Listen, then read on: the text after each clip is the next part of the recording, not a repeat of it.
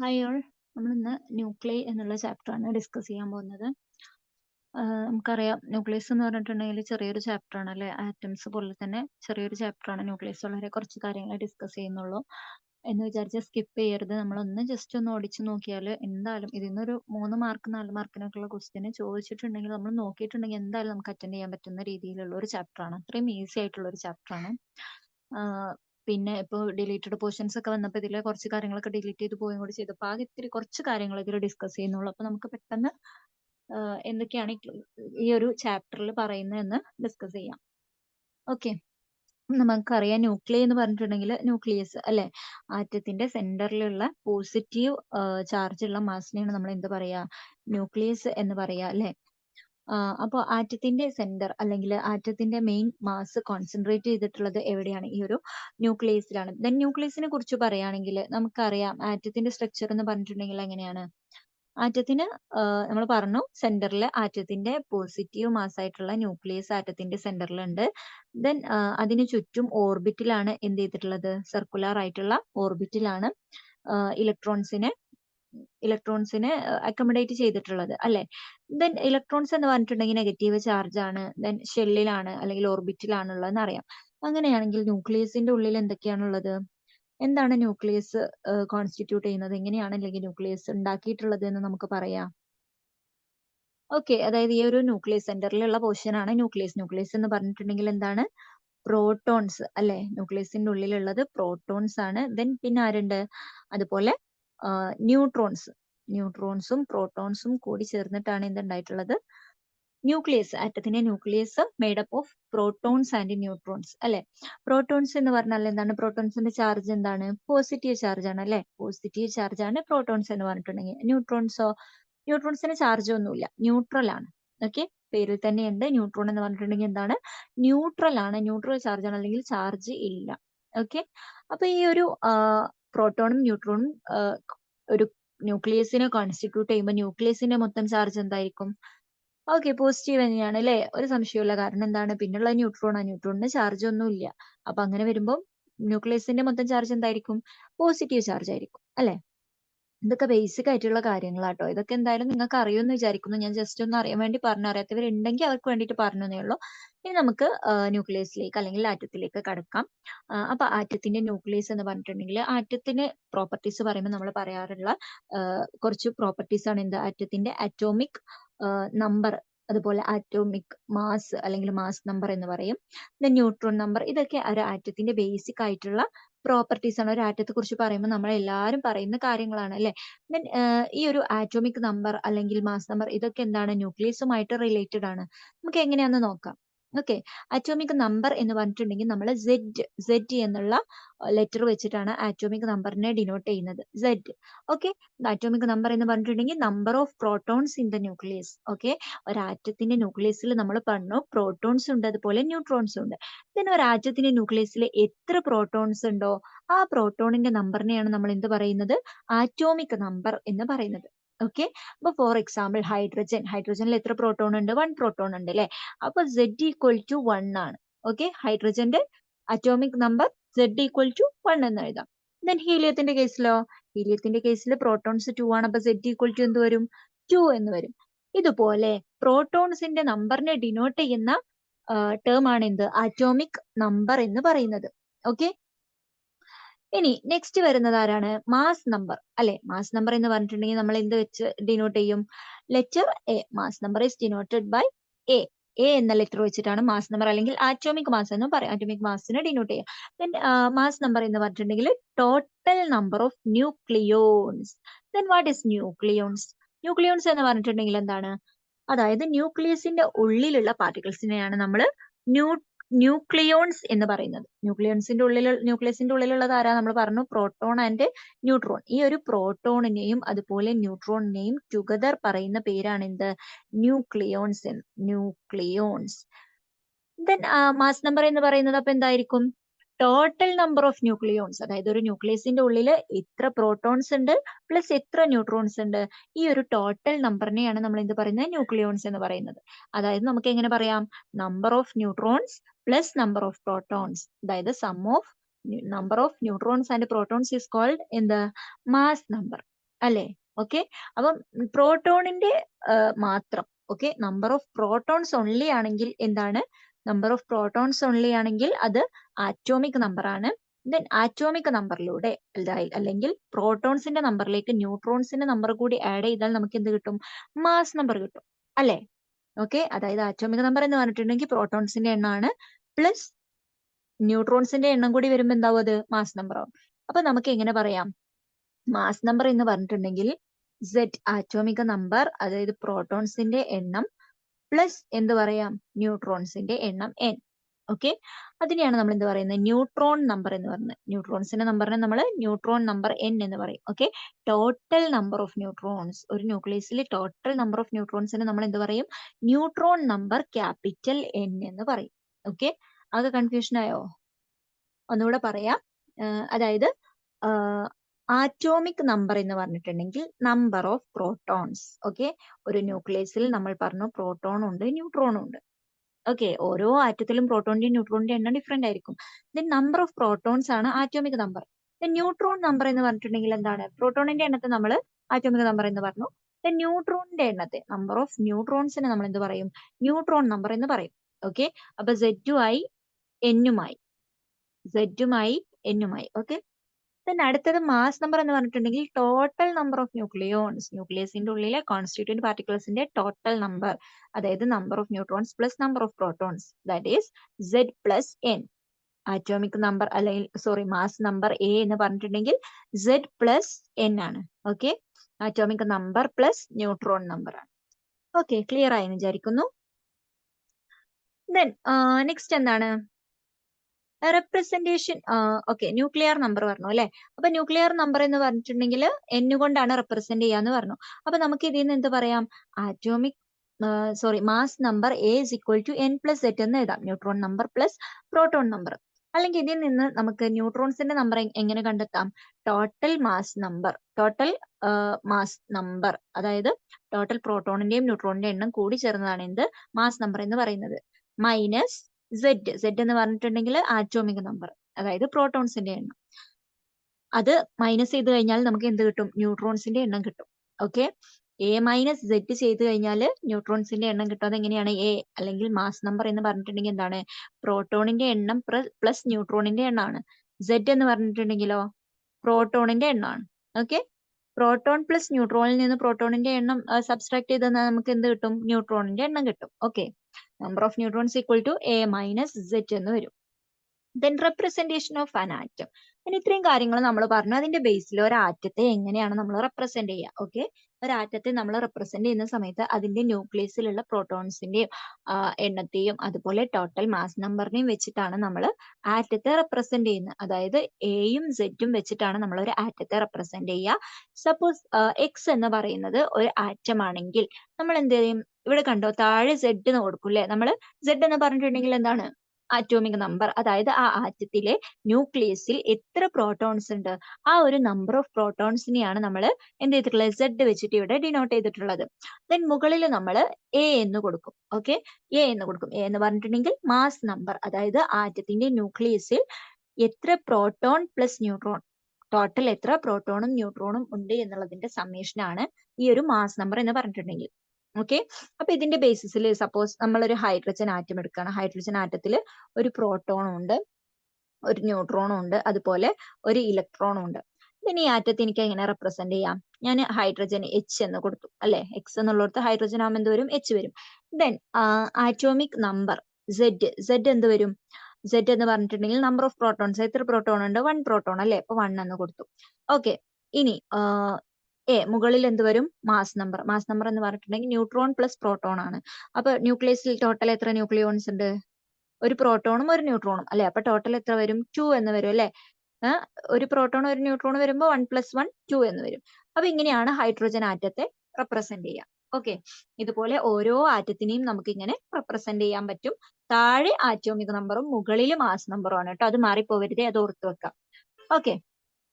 Next എന്താണ്? Atomic mass അല്ലെ. അപ്പൊ ഓരോ ആറ്റത്തിനും ഓരോ മാസ് ഉണ്ടാവും. ഈ മാസിനെ നമുക്ക് എങ്ങനെ എക്സ്പ്രസ് ചെയ്യാം, അല്ലെങ്കിൽ ഈ മാസ് നമ്മൾ എങ്ങനെയാണ് കണ്ടെത്തുന്നത് എന്നുള്ളതാണ് പറയുന്നത് കേട്ടോ. ഓക്കെ. അപ്പൊ ഒരു ആറ്റത്തിന്റെ മാസ് എന്ന് പറഞ്ഞാൽ എന്താണ്? ആറ്റത്തിൽ എന്തൊക്കെയുണ്ട്? പ്രോട്ടോൺസ് ഉണ്ട്, ന്യൂട്രോൺസ് ഉണ്ട്, then ഇലക്ട്രോൺസ് ഉണ്ട്. ഇതിന്റെയൊക്കെ മാസിനെ സം ചെയ്തിട്ടല്ലേ നമുക്ക് ആറ്റത്തിന്റെ മാസ് കിട്ടുക. ഓക്കെ.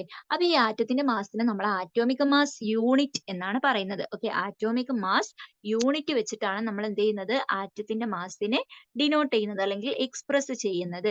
then എന്താണ് ആറ്റോമിക് മാസ് യൂണിറ്റ് എന്നാണ് പറയുന്നത് കേട്ടോ. ആറ്റോമിക് മാസ് യൂണിറ്റ് എന്ന് പറഞ്ഞിട്ടുണ്ടെങ്കിൽ എന്താണ്?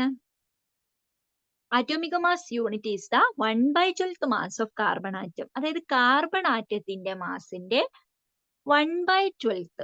ഓക്കെ. 12ൽ ഒരു ഭാഗം എന്ന് പറയാം. 1/12th ആണ് എന്ത്? ആറ്റോമിക് മാസ് യൂണിറ്റ് എന്ന് പറയുന്നത്. Okay. 1 AMU 1 atomic mass unit എന്ന് പറഞ്ഞിട്ടുണ്ടെങ്കിൽ എന്താണ്? 1/12th mass of 1 carbon atom. Okay. ഒരു കാർബൺ ആറ്റത്തിന്റെ മാസിനെ 1/12 കൊണ്ട് മൾട്ടിപ്ലൈ ചെയ്താൽ നമുക്ക് എന്ത് കിട്ടും? 1 ആറ്റോമിക് മാസ് യൂണിറ്റ് കിട്ടും. അല്ലെങ്കിൽ simply mass of 1 carbon atom divided by 12. അപ്പൊ അങ്ങനെയാണെങ്കിൽ മാസ് ഓഫ് 1 കാർബൺ ആറ്റം അറിയണ്ടേ? Okay. Mass of 1 carbon atom എന്ന് പറയുന്നത് എന്താണ്? 1.992647 into 10⁻⁻26 കിലോഗ്രാം ആണ് എന്ത്? മാസ് ഓഫ് 1 കാർബൺ ആറ്റം എന്ന് പറയുന്നത്. ഓക്കെ. ഡിവൈഡഡ് ബൈ 12 ചെയ്താൽ നമുക്ക് എന്താണ് കിട്ടുന്നത്? കാൽക്കുലേറ്റ് ചെയ്ത് നോക്കട്ടെ. നിങ്ങളുടെ അടുത്ത് കാൽക്കുലേറ്റർ എന്തെങ്കിലും ഉണ്ടെങ്കിൽ ഒന്ന് ചെയ്ത് നോക്കിയാൽ നമുക്ക് കിട്ടും എന്ത്? 1.660539 into 10⁻⁻27 കിലോഗ്രാം. ഓക്കെ. ഇത്രയും കിലോഗ്രാം മാസിനെയാണ് നമ്മൾ എന്ത് പറയുന്നത്? 1 ആറ്റോമിക് മാസ് യൂണിറ്റ് എന്ന് പറയുന്നത്. ഈ വാല്യൂ എങ്ങനെയാണ് നമുക്ക് കിട്ടിയത്? നമ്മൾ കാർബൺ ആറ്റത്തിന്റെ മാസ് എടുത്തു, അതിനെ 1/12 ചെയ്തു, അല്ലെങ്കിൽ അതിന്റെ ബൈ 2/12 ചെയ്തിട്ട് ആണ് നമുക്ക് എന്ത് കിട്ടിയത്? 1 ആറ്റോമിക് മാസ് യൂണിറ്റിന്റെ വാല്യൂ കിട്ടിയത്. ഓക്കെ. അപ്പൊ എന്തിനാ ഇതൊക്കെ കണ്ടുപിടിക്കുന്നത്? നമ്മൾ ആറ്റോമിക് മാസ് പറയുക ഈ ഒരു AMUന്റെ യൂണിറ്റിലാണ് നമ്മൾ എന്ത് ചെയ്യാറ്? സാധാരണയായിട്ട് ആറ്റോമിക് മാസ് എക്സ്പ്രസ് ചെയ്യാൽ. അതുകൊണ്ടാണ് നമ്മൾ എന്ത് ചെയ്തത്? 1 ആറ്റോമിക് മാസ് യൂണിറ്റ് എത്ര കിലോഗ്രാം ആണെന്ന് ഐഡന്റിഫൈ ചെയ്തത്. ഓക്കെ. ഇത് ചിലപ്പോ എക്സാം ചോദിക്കാറുണ്ട് കേട്ടോ ഈ ഒരു step. What is 1 atomic mass unit എന്ന് ചോദിച്ചിട്ട്. അപ്പോൾ ഈ ഒരു സ്റ്റെപ്പ് ഓർത്ത് വെക്കുക. ഈ ഒരു കാർബൺ ആറ്റത്തിന്റെ മാസ് ഓർത്ത് വെക്കുക. അത് അറിഞ്ഞാലേ നമുക്ക് ഈ ഒരു വാല്യൂലേക്ക് എത്താൻ പറ്റുള്ളൂ അല്ലെ. അപ്പോൾ ജസ്റ്റ് ഇതൊന്ന് ഓർത്ത് വെക്കുക. അപ്പൊ കാർബൺ ആറ്റം ആണ് ഇവിടെ ഒരു ബേസ് ആയിട്ട് എടുക്കുന്നത്. കാർബൺ ആറ്റത്തിന്റെ മാസിന്റെ ബേസ് ചെയ്തിട്ടാണ് നമ്മൾ AMU മെഷർ ചെയ്യുന്നത് അല്ലെങ്കിൽ കാൽക്കുലേറ്റ് ചെയ്യുന്നത്. ഓക്കെ അല്ലേ?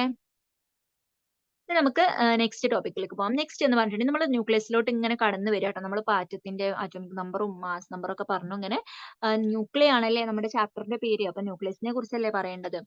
അപ്പൊ ന്യൂക്ലിയസിനെ മെയിൻ കോമ്പോസിഷൻ ഓഫ് ന്യൂക്ലിയസ് എന്ന് പറഞ്ഞിട്ടുണ്ടെങ്കിൽ നമ്മൾ പറഞ്ഞു എന്താ? പ്രോട്ടോൺസും ന്യൂട്രോൺസും ആണ് അല്ലെ ന്യൂക്ലിയസിലുള്ളത്. അപ്പൊ ന്യൂക്ലിയസിന്റെ മാസ് കാണണം നമുക്ക്. ഓക്കെ. ന്യൂക്ലിയസിന്റെ മാസ് കാണണമെങ്കിൽ എന്തറിയണം? പ്രോട്ടോണിന്റെ മാസ് അറിയണം, ന്യൂട്രോണിന്റെ മാസ് അറിയണം അല്ലെ. ദെൻ പ്രോട്ടോണിന്റെ മാസ് എന്ന് പറഞ്ഞിട്ടുണ്ടെങ്കിൽ നമ്മൾ AMU അല്ലെങ്കിൽ ആറ്റോമിക് മാസ് യൂണിറ്റിൽ പറയുകയാണെങ്കിൽ 1.00727 U അല്ലെങ്കിൽ AMU ആണ് എന്ത്? പ്രോട്ടോണിന്റെ മാസ്. ന്യൂട്രോണിന്റെ മാസോ 1.0086 U ആണ്. ആറ്റോമിക് മാസ് യൂണിറ്റ് ആണ് ന്യൂട്രോണിന്റെ മാസ്. ദെൻ ഇത് അതിന്റെ കറസ്പോണ്ടിങ് കിലോഗ്രാമിലുള്ള മാസ് ആണ് കേട്ടോ. ഓക്കെ. അപ്പൊ രണ്ടും തമ്മിൽ ചെറിയ വേരിയേഷനല്ലേ ഉള്ളൂ അല്ലെ. രണ്ടിന്റെ പവർ -27 ആണ് വരുന്നത്. അതുപോലെ 1.67 സംതിങ് ചെറിയൊരു ചേഞ്ചേ ഉള്ളൂ. അപ്പം മാസ് ഓഫ് പ്രോട്ടോണും മാസ് ഓഫ് ന്യൂട്രോണും നമുക്ക് കിട്ടിയല്ലേ. അങ്ങനെയാണെങ്കിൽ ന്യൂക്ലിയസിന്റെ മാസ് എന്തായിരിക്കും? ഇതിന്റെ രണ്ടിന്റെയും സം ആയിരിക്കും അല്ലെ. പക്ഷെ അതിൽ ചെറിയൊരു കറക്ഷനും കാര്യങ്ങളൊക്കെ വരുന്നുണ്ട്. അതാണ് ഈ ഒരു ചാപ്റ്ററിൽ ഡിസ്കസ് ചെയ്യുന്നത് കേട്ടോ. അപ്പൊ അതിലേക്കൊക്കെ കടക്കാം. അപ്പൊ നമുക്ക് ന്യൂട്രോണിനെ കുറിച്ചുള്ള കുറച്ച് കാര്യങ്ങൾ പറയാം. ന്യൂട്രോണിനെ കുറിച്ച് പറയുകയാണെങ്കിൽ neutron is discovered by Chadwick അല്ലെ. നിങ്ങൾ കേട്ടിട്ടുണ്ടാവും. ജെയിംസ് ചാഡ്വിക് എന്ന് പറഞ്ഞ ഫേമസ് ആയിട്ടുള്ള ഒരു സയന്റിസ്റ്റ് ആണ്. അദ്ദേഹമാണ് എന്ത് കണ്ടെത്തിയത്? ഈ ഒരു ന്യൂട്രോൺസിനെ ഐഡന്റിഫൈ ചെയ്തത്. ന്യൂട്രോൺസിനെ ഐഡന്റിഫൈ ചെയ്തത് ആരാണ്? Chadwick, James Chadwick. And it is unstable when it is free. Okay.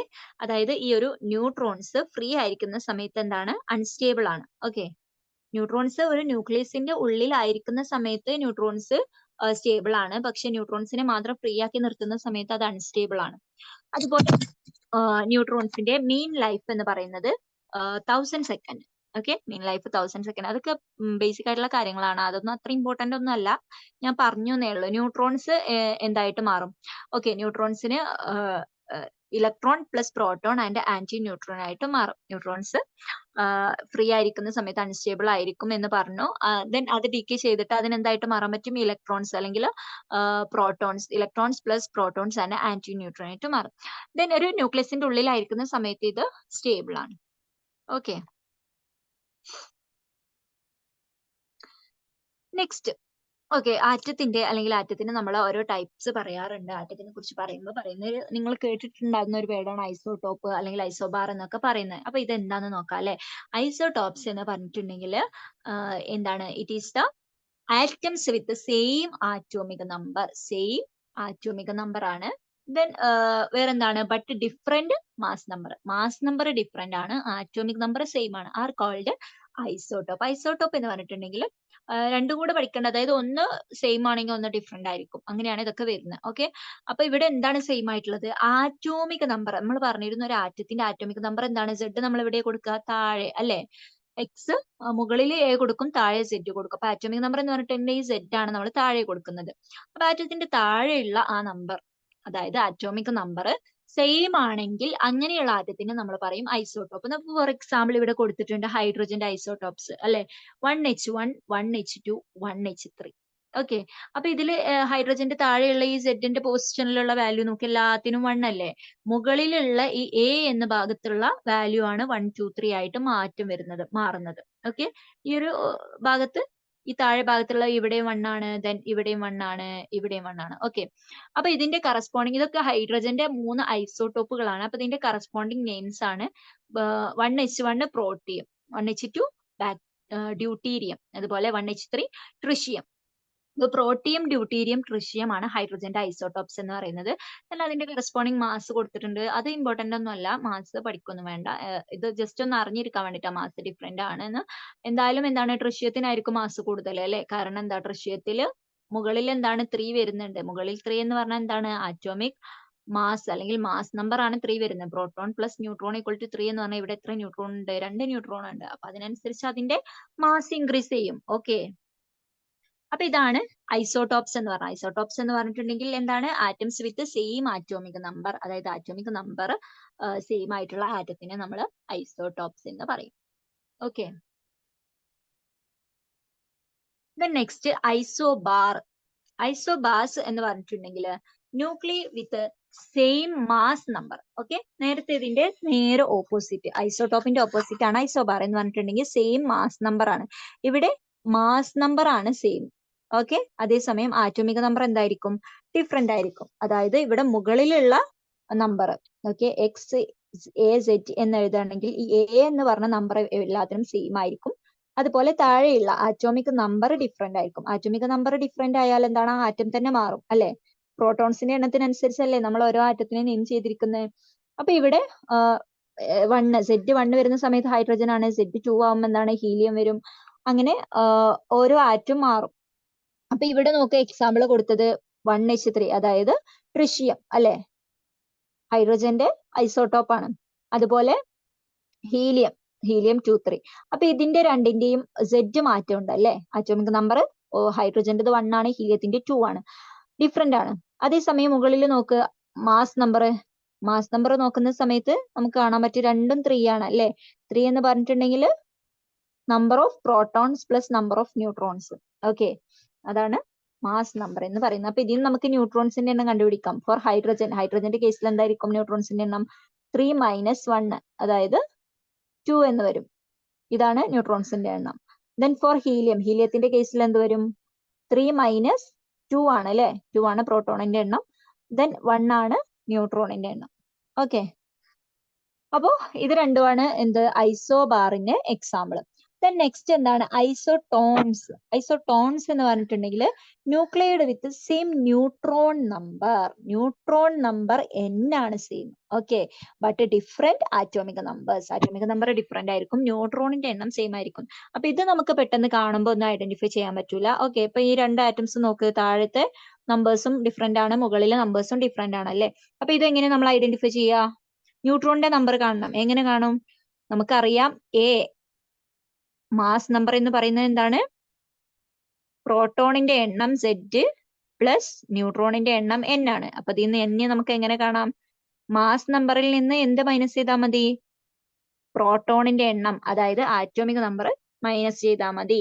അതായത് മുകളിലെ നമ്പർ മൈനസ് താഴെയുള്ള നമ്പർ ചെയ്യാം. 198 ഇപ്പം HG മെർക്കുറിയുടെ കേസിൽ എന്ത് ചെയ്യുക? 198 മൈനസ് 80 ചെയ്യുക. ദെൻ AUവിന്റെ 197 മൈനസ് 79 ചെയ്യാം. ഇത് രണ്ടും ചെയ്യുന്ന സമയത്ത് നമുക്ക് ഒരേ നമ്പർ ആണ് കിട്ടുക. ഓക്കെ, എത്ര വരും?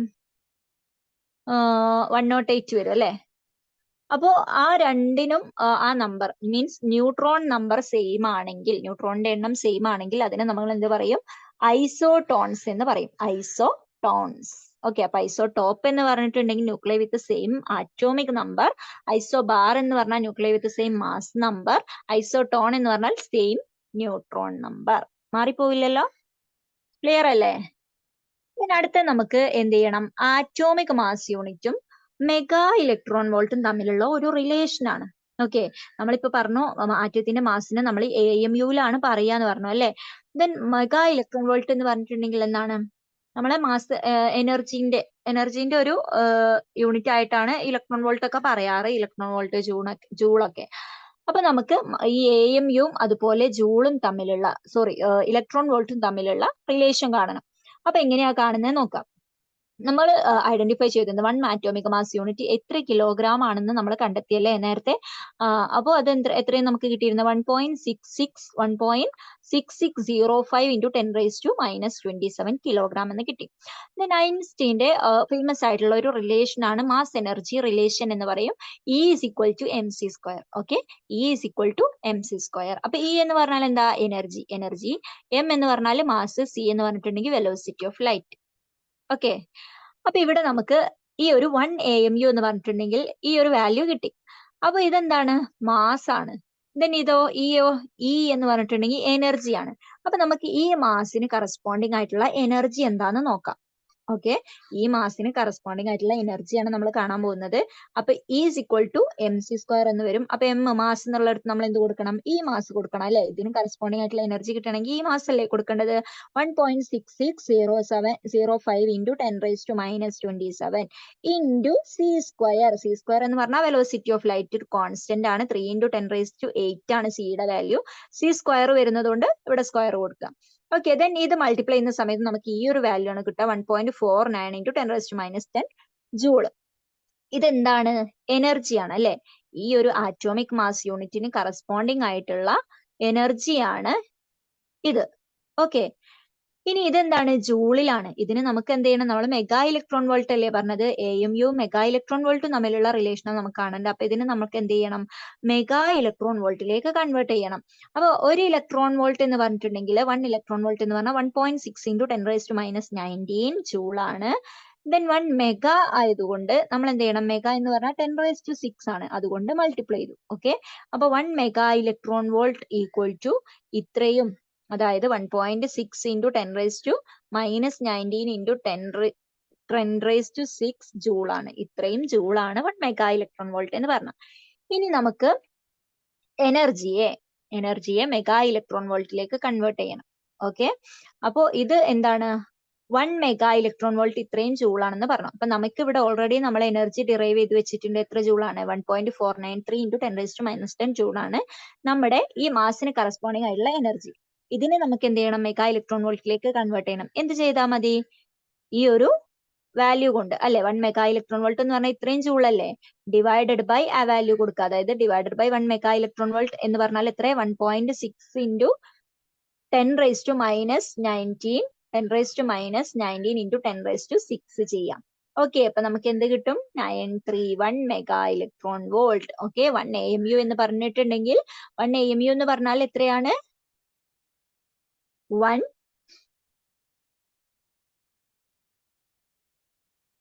1 AMU is equal to എന്ത് വരും?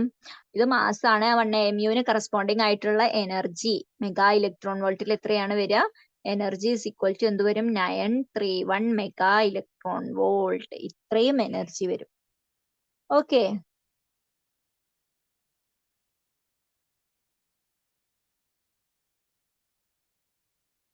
Next size of nucleus. Okay, ന്യൂക്ലിയസിന്റെ സൈസിനെ കുറിച്ചാണ് അടുത്തതായിട്ട് നമ്മൾ ഡിസ്കസ് ചെയ്യുന്നത്. എത്രയായിരിക്കും ന്യൂക്ലിയസിന്റെ സൈസ്? എല്ലാ ന്യൂക്ലിയസിനും ഒരേ സൈസ് ആവോ? ഒരിക്കലും അല്ല അല്ലെ. നമുക്കറിയാം എന്താണ്, ന്യൂക്ലിയസിൽ പ്രോട്ടോണും ഉണ്ട് അതുപോലെ ന്യൂട്രോണും ഉണ്ട്. ഓരോ ആറ്റത്തിലും പ്രോട്ടോണിന്റെയും ന്യൂട്രോണിന്റെയും എണ്ണം ഡിഫറെന്റ് അല്ലേ? അല്ലേ? അപ്പൊ എന്തായാലും ന്യൂക്ലിയസിന്റെ സൈസിലും മാറ്റം വരും അല്ലെ. പ്രോട്ടോണിന്റെ എണ്ണം ന്യൂട്രോണിന്റെ എണ്ണം ഒക്കെ കൂടുന്നതിനനുസരിച്ച് സൈസ് കൂടും ന്യൂക്ലിയസിന്റെ. അതുപോലെ കുറവാണെങ്കിൽ സൈസ് കുറയും. അപ്പൊ ഈ ഒരു ന്യൂക്ലിയസിന്റെ സൈസ്, ന്യൂക്ലിയസ് എന്ന് പറഞ്ഞാൽ നമുക്കറിയാം സ്പെറിക്കൽ ആണ് അല്ലെ, സ്പെറിക്കൽ ഷേപ്പ് ആണുള്ളത്. അപ്പൊ അതിന്റെ ഒരു റേഡിയസ്, ഓക്കെ, ന്യൂക്ലിയസിന്റെ സൈസ് നമുക്ക് കാണാം. ന്യൂക്ലിയസിന്റെ സൈസ് കാണാൻ എന്ത് കണ്ടാൽ മതി? റേഡിയസ് കണ്ടാൽ മതി അല്ലെ. റേഡിയസ് കൂടുതലാണെങ്കിൽ നമുക്ക് എന്ത് മനസ്സിലാക്കാം? സൈസ് കൂടുതലാണെന്ന് മനസ്സിലാക്കാം. റേഡിയസ് കുറവാണെങ്കിൽ സൈസ് കുറവായിരിക്കും.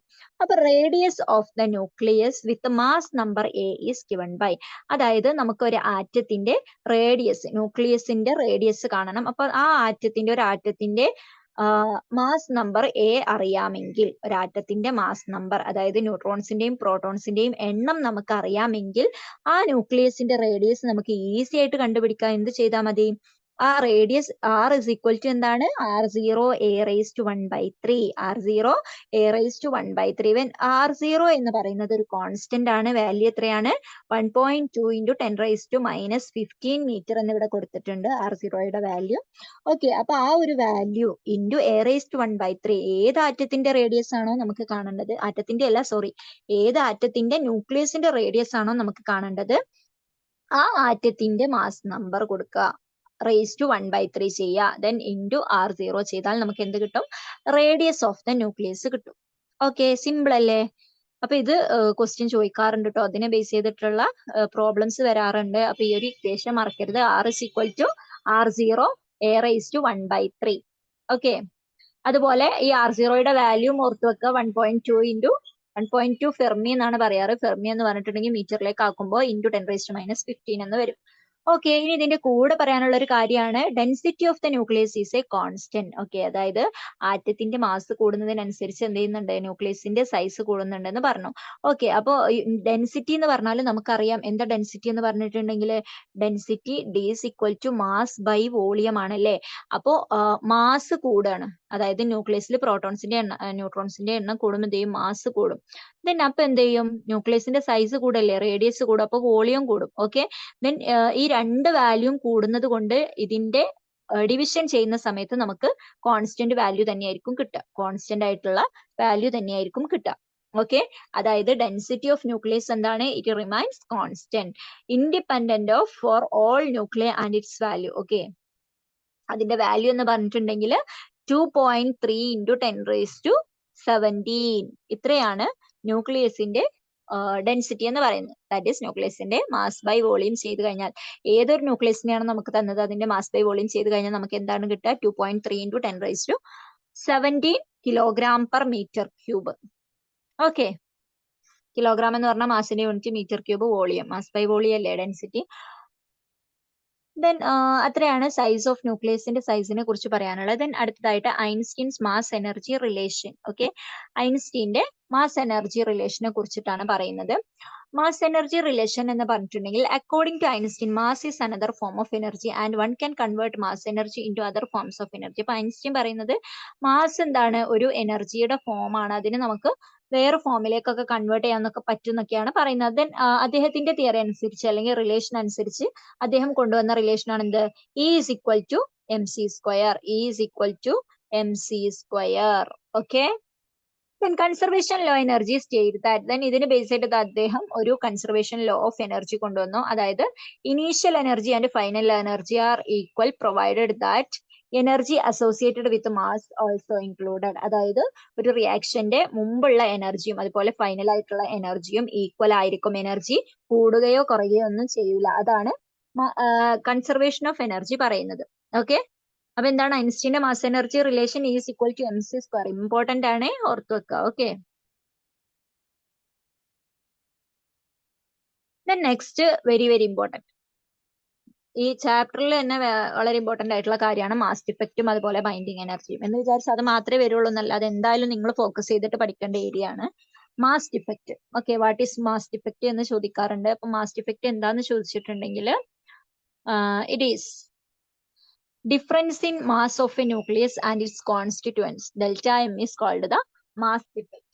Okay, ഒന്നുകൂടി ക്ലിയർ ആയിട്ട് പറയുകയാണെങ്കിൽ എന്താണ് difference in mass of a nucleus, ന്യൂക്ലിയസിന്റെ മാസും അതിന്റെ കോൺസ്റ്റിറ്റ്യുവൻസിന്റെ മാസും തമ്മിലുള്ള ഡിഫറൻസ്.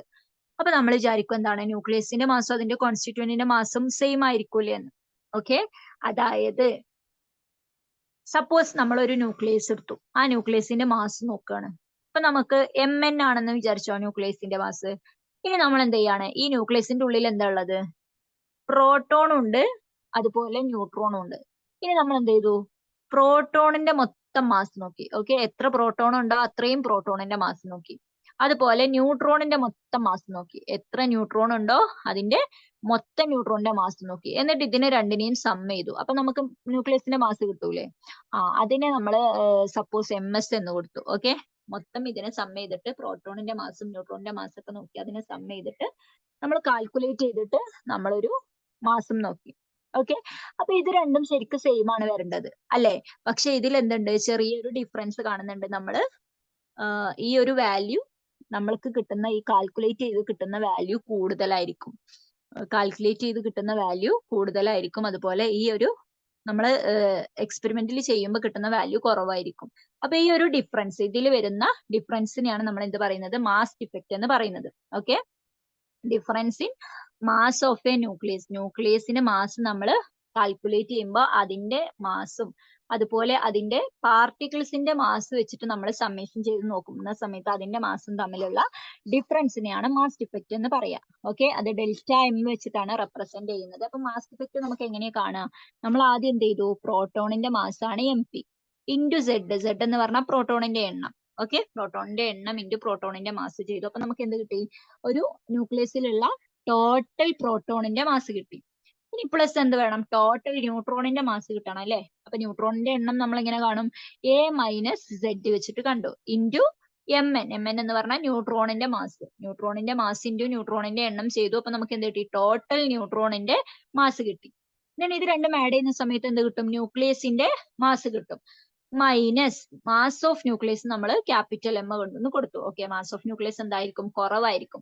അപ്പൊ ഇത് രണ്ടും തമ്മിലുള്ള ഡിഫറൻസിനെയാണ് നമ്മൾ ഡെൽറ്റ എം അല്ലെങ്കിൽ മാസ് ഡിഫക്റ്റ് എന്ന് പറയുന്നത്. ഓക്കെ, അപ്പൊ മാസ് ഡിഫക്റ്റ് ഡെൽറ്റ എം എങ്ങനെയാണ് കാണുക, ഇത് വെച്ച് പ്രോബ്ലം ചോദിക്കാം. ഈ ഒരു റിലേഷൻ അല്ലെങ്കിൽ ഇക്വേഷൻ കാണാതെ പഠിക്കാട്ടോ. Z M P plus A minus Z into M N minus capital M. Okay, അപ്പൊ നമ്മളൊരു എക്സാമ്പിൾ വെച്ചിട്ട് പറയാം. അപ്പൊ നോക്കൂ, ഒന്നുകൂടെ ക്ലിയർ ആയിക്കോളും. ഓക്കെ,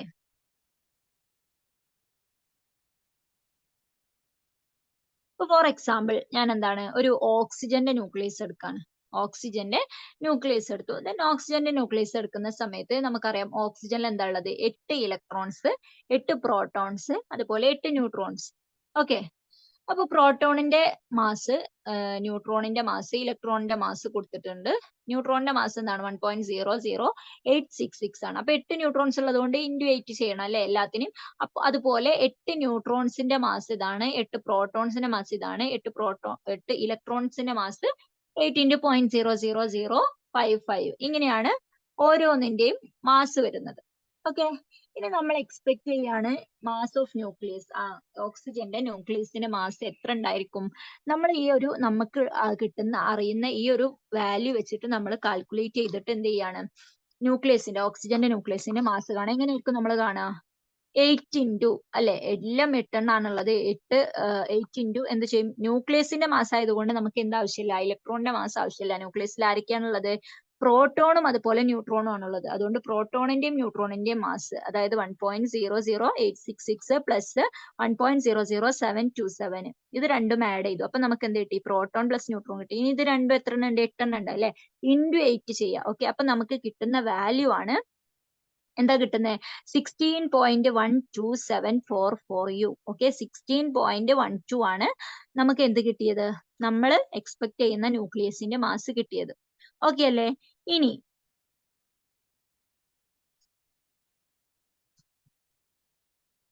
ഈ ഒരു ഓക്സിജന്റെ ന്യൂക്ലിയസിന്റെ mass from mass spectroscopy experiments, അതായത് സ്പെക്ട്രോസ്കോപ്പി എക്സ്പെരിമെന്റ്സിലൂടെ ഓക്സിജന്റെ മാസ് സ്പെക്ട്രോസ്കോപ്പി എക്സ്പെരിമെന്റ്. ഓക്സിജന്റെ ആറ്റോമിക് മാസ് നോക്കുകയാണ്. അതായത് ഓക്സിജൻ ആറ്റത്തിന്റെ മൊത്തം ഇലക്ട്രോൺ അടക്കമുള്ള ന്യൂക്ലിയസും ഇലക്ട്രോൺസും ഒക്കെ അടക്കമുള്ള മൊത്തം ആറ്റോമിക് മാസ് ഓക്സിജൻ 60യുടെ ഓക്സിജന്റെ മൊത്തം ആറ്റോമിക് മാസ് നോക്കുന്ന സമയത്ത് എത്ര കിട്ടിയത്? 15.99493. ഓക്കെ, അതായത് ഇലക്ട്രോണിന്റെയും ന്യൂട്രോണിന്റെയും അതുപോലെ പ്രോട്ടോണിന്റെയും എല്ലാത്തിന്റെയും എണ്ണമൊക്കെ കൂട്ടി എല്ലാത്തിന്റെ മാസും കൂട്ടിയിട്ടുള്ള മൊത്തം ആറ്റത്തിന്റെ മാസ് എന്ന് പറയുന്നത് 15.99493 അല്ലെ. അതായത് നമ്മൾ കാൽക്കുലേറ്റ് ചെയ്തപ്പോൾ നമുക്ക് എത്ര കിട്ടിയിരുന്നത്? ന്യൂക്ലിയസിന്റേത് മാത്രം 16.12 കിട്ടിയിരുന്നു അല്ലെ. ഇവിടെ ന്യൂക്ലിയസും മാത്രമല്ല മൊത്തം ആറ്റത്തിന്റെ മാസാണ് 15 വന്നിട്ടുള്ളൂ. ഓക്കെ, ഇനി ഇതിൽ നിന്ന് നമുക്ക് മാസ് ഓഫ് ന്യൂക്ലിയസ് എങ്ങനെ കാണാം?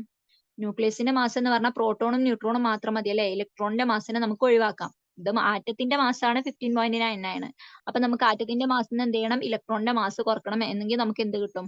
മാസ് ഓഫ് ന്യൂക്ലിയസ് കിട്ടും. ഓക്കെ, അപ്പൊ മാസ് ഓഫ് ന്യൂക്ലിയസ് കിട്ടാൻ വേണ്ടിയിട്ട് എന്ത് ചെയ്തു? ആറ്റത്തിന്റെ മാസായ 15.99493 മൈനസ് എന്ത് ചെയ്തു? ഇലക്ട്രോൺ 8 ഇലക്ട്രോണിന്റെ മാസ് 8 × 0.00055 ചെയ്തു. എത്ര കിട്ടിയത്? 15.9907 ആണ് എന്ത് വരുന്നത്? ന്യൂക്ലിയസിന്റെ മാസ് എക്സാക്ട്ലി ഉള്ള മാസ് വരുന്നത്. പക്ഷെ നമ്മൾ കാൽക്കുലേറ്റ് ചെയ്തപ്പോൾ നമുക്ക് കിട്ടിയ എത്രയാണ്? 16.12 ആണ്. ദെൻ ഈ ഒരു മാസിലുള്ള ഈ ഒരു ഡിഫറൻസിനെയാണ് നമ്മൾ എന്ത് പറയുന്നത്? മാസ് ഡിഫക്റ്റ് എന്ന് പറയുന്നത്.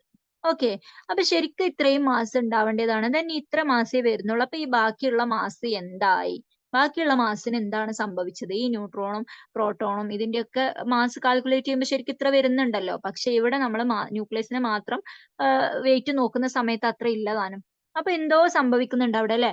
അപ്പൊ ആ കാര്യങ്ങളാണ് അടുത്തതായിട്ട് പറയുന്നത്. Okay, then comes nuclear binding energy. എന്താണ്? Nuclear binding energy. ഓക്കെ, അപ്പൊ എന്താണ് nuclear binding energy? Simply it is the energy equivalent of mass defect എന്ന് പറയാം. അതായത് നമ്മൾ സിമ്പിൾ ആയിട്ട് പറയുകയാണെങ്കിൽ മാസ് ഡിഫക്റ്റിന്റെ എനർജി ഇക്വാലന്റ്. അതായത് ഇവിടെ ഉദ്ദേശിക്കുന്നത് എന്താന്ന് വെച്ചിട്ടുണ്ടെങ്കിൽ ന്യൂക്ലിയർ ബൈൻഡിങ് എനർജി എന്ന് പറഞ്ഞാൽ നമുക്കറിയാം എന്താണ്? ന്യൂക്ലിയസിൽ പ്രോട്ടോണും അതുപോലെ ന്യൂട്രോണും ചേർന്നിട്ടാണ് എന്തുണ്ടാവുന്നത്? ന്യൂക്ലിയസ് ഉണ്ടാവുന്നത് അല്ലെ. അത് നമുക്കറിയാവുന്ന കാര്യമാണല്ലോ. അപ്പൊ ഇങ്ങനെ ബൈൻഡ് ചെയ്യുന്ന സമയത്ത് ഒരു എനർജി റിലീസ് ആവുന്നുണ്ട് എന്നാണ് പറഞ്ഞത്. ഓക്കെ, അപ്പൊ പ്രോട്ടോണും ന്യൂട്രോണും കൂടുമ്പോൾ മാസ് ഓഫ് പ്രോട്ടോണും അതുപോലെ മാസ് ഓഫ് ന്യൂട്രോണും വന്നു. അങ്ങനെയാണ് എന്തുണ്ടാവുന്നത്? ന്യൂക്ലിയസിന്റെ മാസ് ഉണ്ടാവുന്നത്. പക്ഷെ ഇതില് ഇവർ രണ്ടും ജോയിൻ ചെയ്യുന്ന സമയത്ത് ഇവിടെ കുറച്ച് എനർജി ഈ റിലീസ് ആയി പോകുന്നുണ്ട്. ഓക്കെ, അതായത് ഇവിടെ നമ്മൾ പറഞ്ഞു ഇവർ രണ്ടിന്റെ മാസ് നോക്കുന്ന സമയത്ത് ഒരു മാസിൽ ഡിഫറൻസ് കാണുന്നുണ്ട്. അതിനെ നമ്മൾ ഡെൽറ്റ എം എന്ന് വിളിച്ചു അല്ലെ. അപ്പൊ ഈ ഒരു മാസ് ഡിഫക്റ്റിന് കറസ്പോണ്ടിങ് ആയിട്ടുള്ള ഒരു എനർജി ഇവിടെ റിലീസ് ചെയ്ത് പോകുന്നുണ്ട്. അതുകൊണ്ടാണ് ഇവിടെ എന്ത് വരുന്നത്? മാസ് ഡിഫക്റ്റ് വരുന്നത്. ഓക്കെ, അപ്പൊ ജസ്റ്റ് ഇതൊന്നു പറഞ്ഞുതരാം. അതായത് binding energy, nuclear binding energy എന്ന് പറയുന്നത് എത്ര വരും? നമ്മൾ പറഞ്ഞു ഐൻസ്റ്റീന്റെ റിലേഷൻ പ്രകാരം E = mc² ആണ് അല്ലെ. അപ്പൊ ഇവിടെ നമ്മൾ ഇവിടെ എത്ര എനർജിയാണ് ബൈൻഡിങ്ങിന് യൂസ് ചെയ്യുന്നത്? എത്രയാണോ മാസ് ഡിഫക്റ്റ് വരുന്നത്, മാസിൽ കുറവ് വരുന്ന ഡെൽറ്റ എം ആണ് അല്ലെ. അപ്പൊ ഈ മാസ് ഡിഫക്റ്റ് എന്താണ് ആവുന്നത്? ഇവിടെ ഇത്രയും കുറവ് വരുന്ന മാസിന് കറസ്പോണ്ടിങ് ആയിട്ടുള്ള ഈ ഒരു എനർജി, ഇതിനെ നമ്മൾ ബൈൻഡിങ് എനർജി എന്ന് പറയാം. അപ്പൊ ഇവിടെ എം എന്തായിട്ട് മാറും? ഡെൽറ്റ എം ആയിട്ട് മാറും. അപ്പൊ അത് ബൈൻഡിങ്ങിന് വേണ്ടിയിട്ട് യൂസ് ചെയ്യാണ്. ഒരു ന്യൂക്ലിയസ് ഉണ്ടാവുമ്പോൾ ഈ ഒരു പ്രോട്ടോണും ന്യൂട്രോണും തമ്മിൽ ബൈൻഡ് ചെയ്യാൻ വേണ്ടിയിട്ടാണ് ഈ ഒരു ന്യൂക്ലിയർ ബൈൻഡിങ് എനർജി യൂസ് ചെയ്യുന്നത്. അപ്പൊ അവിടെ കുറച്ച് എനർജി യൂസ് ചെയ്യും അല്ലെ, ബൈൻഡ് ചെയ്യാൻ വേണ്ടിയിട്ട്. അപ്പൊ അത്രയും എനർജി അവിടെ പോവില്ലേ. അപ്പൊ അതിന് കറസ്പോണ്ടിങ് ആയിട്ടുള്ള മാസ് ആണ് ഈ ഒരു മാസ് ഡിഫക്റ്റ് എന്ന് പറഞ്ഞിട്ട് മാസിന്റെ ഡിഫറൻസ് വരുന്നത്. ഓക്കെ, ക്ലിയർ അല്ലേ? When certain number of neutrons and protons are brought together to form a nucleus of certain charge and mass, an energy will be released in the process called binding energy. Okay, നമ്മൾ പറഞ്ഞ കാര്യം തന്നെയാണ്. എന്താണ്? ഒരു ന്യൂട്രോൺസും പ്രോട്ടോൺസിനെയും നമ്മൾ ഒരു nucleus ഉണ്ടാക്കാൻ വേണ്ടിയിട്ട് ഒരുമിച്ച് കൂട്ടി ജോയിൻ ചെയ്യുകയാണെങ്കിൽ അവിടെ എന്താണ്? Energy will be released in the process. Energy release ചെയ്യും. ആ ഒരു എനർജി പറയുന്ന പേരാണ് ബൈൻഡിങ് എനർജി, അല്ലെങ്കിൽ ബൈൻഡിങ്ങിന് യൂസ് ചെയ്യുന്ന energy. Okay, then binding energy per nucleon. അപ്പൊ ന്യൂക്ലിയോൺ എന്ന് പറഞ്ഞാൽ നമ്മൾ പറഞ്ഞു ന്യൂക്ലിയസിലുള്ള പാർട്ടിക്കിൾസിനെയാണ് ന്യൂക്ലിയോൺ എന്ന് പറയാം. അപ്പൊ ബൈൻഡിങ് എനർജി എന്തിനാ യൂസ് ചെയ്യുന്നത്? ടോട്ടൽ പ്രോട്ടോൺസും ന്യൂട്രോൺസിന്റെയും ടോട്ടൽ ഉള്ള പ്രോട്ടോണും ന്യൂട്രോണും ബൈൻഡ് ചെയ്യാനാണ് ബൈൻഡിങ് എനർജി യൂസ് ചെയ്യുന്നത്, EBN. അങ്ങനെയാണെങ്കിൽ ഒരു ന്യൂക്ലിയസിൽ എന്താണ്? ഒരുപാട് ന്യൂക്ലിയോൺസ് ഉണ്ട് അല്ലെ. ന്യൂക്ലിയസിലുള്ള മൊത്തം പ്രോട്ടോണിന്റെയും ന്യൂട്രോണിന്റെയും എണ്ണത്തെ നമ്മൾ എന്ത് വിളിച്ചു? മാസ് നമ്പർ എ എന്ന് വിളിച്ചു. ഓക്കെ, അപ്പൊ നമുക്ക് ബൈൻഡിങ് എനർജി പെർ ന്യൂക്ലിയോൺ എങ്ങനെ കാണാം? ഇത് എന്താണ്? ടോട്ടൽ ന്യൂക്ലിയോൺസിന്റെ എണ്ണാണ്. അപ്പൊ ഒരു ന്യൂക്ലിയോണിലുള്ള ഒറ്റ ന്യൂക്ലിയോണിലുള്ള ബൈൻഡിങ് എനർജി, ഒരു ന്യൂക്ലിയോണിന് കിട്ടുന്ന ബൈൻഡിങ് എനർജി എങ്ങനെ കാണാം? Total binding energy divided by ന്യൂക്ലിയോൺസിന്റെ എണ്ണം, അതായത് A. Okay, EB by A ചെയ്ത് കഴിഞ്ഞാൽ നമുക്ക് എന്ത് കിട്ടും? EB ബൈ എ ചെയ്ത് കഴിഞ്ഞാൽ നമുക്ക് ബൈൻഡിങ് എനർജി പെർ ന്യൂക്ലിയോൺ കിട്ടും. ഓക്കെ അല്ലേ?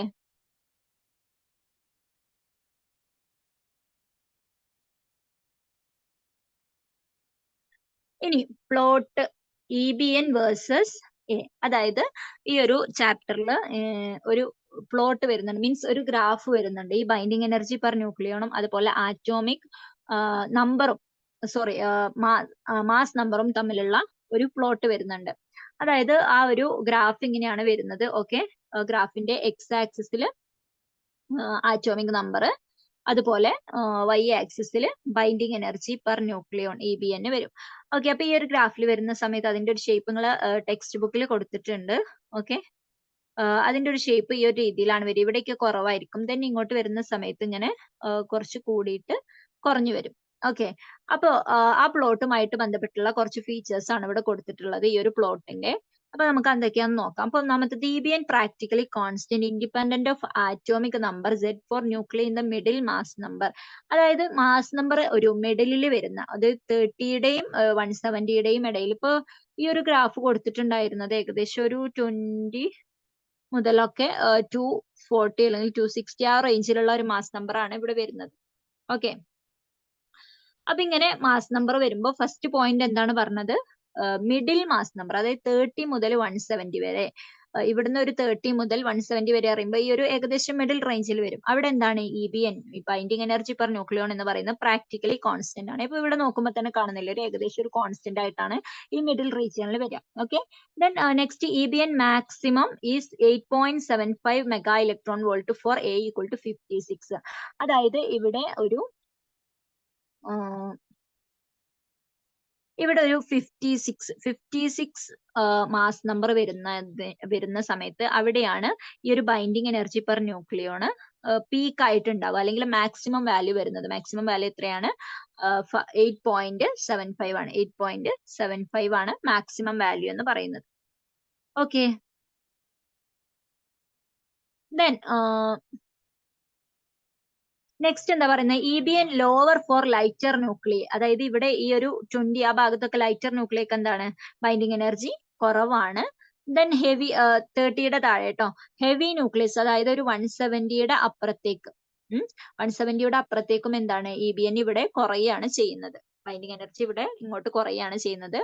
അപ്പോ 30യുടെ താഴെയും ലൈറ്റർ ന്യൂക്ലിയസിനും അതുപോലെ ഹെവിയർ ന്യൂക്ലിയസിനും എന്താണ്? ബൈൻഡിങ് എനർജി കുറവാണ്. മാക്സിമം ആർക്കാണുള്ളത്? A ഈക്വൽ ടു 56 ആവുമ്പോഴാണ് maximum binding energy. Okay, then heavy nucleus, അതായത് ഒരു 240യുടെ അപ്പുറത്തേക്കുള്ള ഹെവി ന്യൂക്ലിയസിന് has lower binding energy compared to 120. Okay, അപ്പൊ ഇവിടെ ഒരു 120 ഒക്കെ വരുന്ന സമയത്ത് ഇവിടെയൊക്കെ കുറച്ചും കൂടെ ഒക്കെ ഉണ്ടായിരിക്കും ബൈൻഡിങ് എനർജി. ദെൻ ഇങ്ങോട്ട് താഴോട്ട് 240യുടെ അവിടേക്ക് വരുമ്പോൾ എന്താണ്? ഹെവി ന്യൂക്ലിയസ് ആണ്, പക്ഷെ ലോവർ ബൈൻഡിങ് എനർജി ആണ്. അതായത് A ഈക്വൽ ടു 240. ഓക്കെ, അതായത് ആറ്റോമിക് മാസ് നമ്പർ 240 ഉള്ള ന്യൂക്ലിയസിന് എന്ത് ചെയ്യാൻ പറ്റും? A equal to 120, mass number 120 ഉള്ള രണ്ട് ലൈറ്റർ ന്യൂക്ലിയസ് ആയിട്ട് ബ്രേക്ക് ചെയ്യാൻ പറ്റും. ഓക്കെ, ഒരു ന്യൂക്ലിയസ് ബ്രേക്ക് ചെയ്തിട്ട് 240 240 മാസ് നമ്പർ ഉള്ള ഒരു ന്യൂക്ലിയസ് ബ്രേക്ക് ചെയ്തിട്ട് 120 പ്ലസ് 120 എന്താ? 240 ആയില്ലേ? അപ്പൊ എന്താണ്? 120 മാസ് നമ്പർ ഉള്ള ന്യൂക്ലിയസ് ആയിട്ട് രണ്ട് ന്യൂക്ലിയസ് ആയിട്ട് ഡിവൈഡ് ചെയ്യാൻ പറ്റും, അല്ലെങ്കിൽ അങ്ങനെ ബ്രേക്ക് ചെയ്യാൻ പറ്റും. ഓക്കെ, അപ്പൊ ഇതിന്റെ ന്യൂക്ലിയോൺസ് എന്തായിരിക്കും? കൂടുതൽ ബൗണ്ടഡ് ആയിരിക്കും, ഒന്നുകൂടെ ബൗണ്ടഡ് ആവും സൈസ് കുറയുമ്പോൾ, ന്യൂക്ലിയസിലേക്ക് ഒന്നുകൂടെ അട്രാക്റ്റഡ് ആവും, അപ്പൊ ഒന്നുകൂടെ ബൈൻഡിങ് കൂടുതലായിരിക്കും. ഓക്കെ, അപ്പൊ ഇങ്ങനെ ഒരു ഹെവി ന്യൂക്ലിയസ് രണ്ട് ലൈറ്റർ ന്യൂക്ലിയസ് ആവുന്നതിന് നമ്മൾ പറയുന്ന പേരാണ്, ആ പ്രോസസ്സിനെ ന്യൂക്ലിയർ ഫിഷൻ എന്നാണ് പറയുക കേട്ടോ. അപ്പൊ ഇത്രയാണ് ഈ ഒരു പ്ലോട്ടിനെ അല്ലെങ്കിൽ ഗ്രാഫിനെ കുറിച്ച്. ആ ഗ്രാഫ് നിങ്ങൾ ടെക്സ്റ്റ് ബുക്കിൽ കറക്റ്റ് പിക്ചർ കൊടുത്തിട്ടുണ്ട്, അത് നോക്കിയിട്ട് ഈ ഫീച്ചേഴ്സും വെച്ചിട്ട് ജസ്റ്റ് ഒന്ന് മനസ്സിലാക്കുക കേട്ടോ.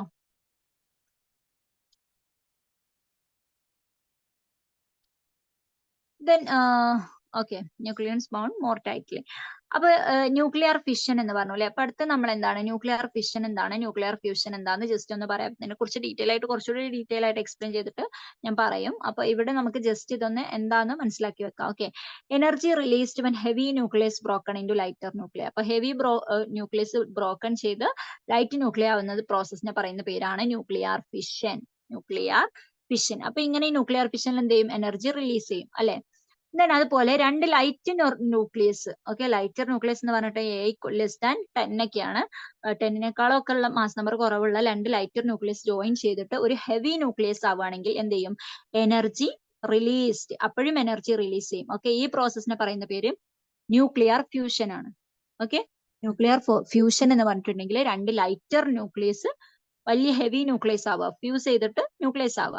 ഫിഷൻ എന്ന് പറഞ്ഞാൽ എന്താണ്, ബ്രേക്ക് ചെയ്യാണ് അല്ലെ, ന്യൂക്ലിയസ് ബ്രേക്ക് ചെയ്തിട്ട് രണ്ട് ലൈറ്റർ ന്യൂക്ലിയ ആവുക. ഓക്കെ, അപ്പൊ അതൊന്ന് ഓർത്തു വെക്കാം.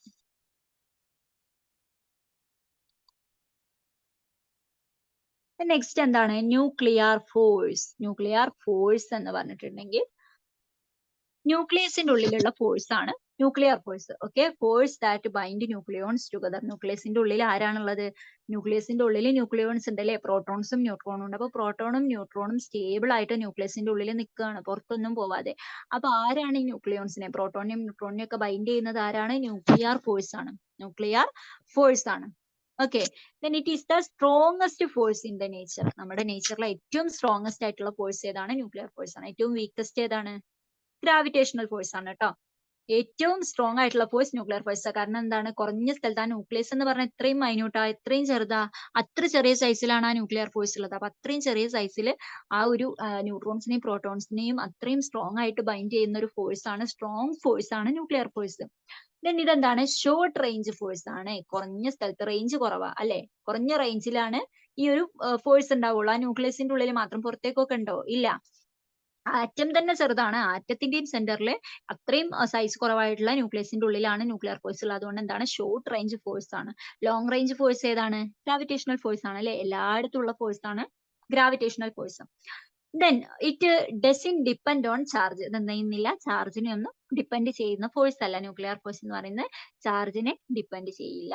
Then when distance between two nucleons is more, nuclear force between them falls rapidly. അതായത് രണ്ട് ന്യൂക്ലിയോൺസ് തമ്മിലുള്ള ഫോഴ്സ് ആണ് ന്യൂക്ലിയർ ഫോഴ്സ്.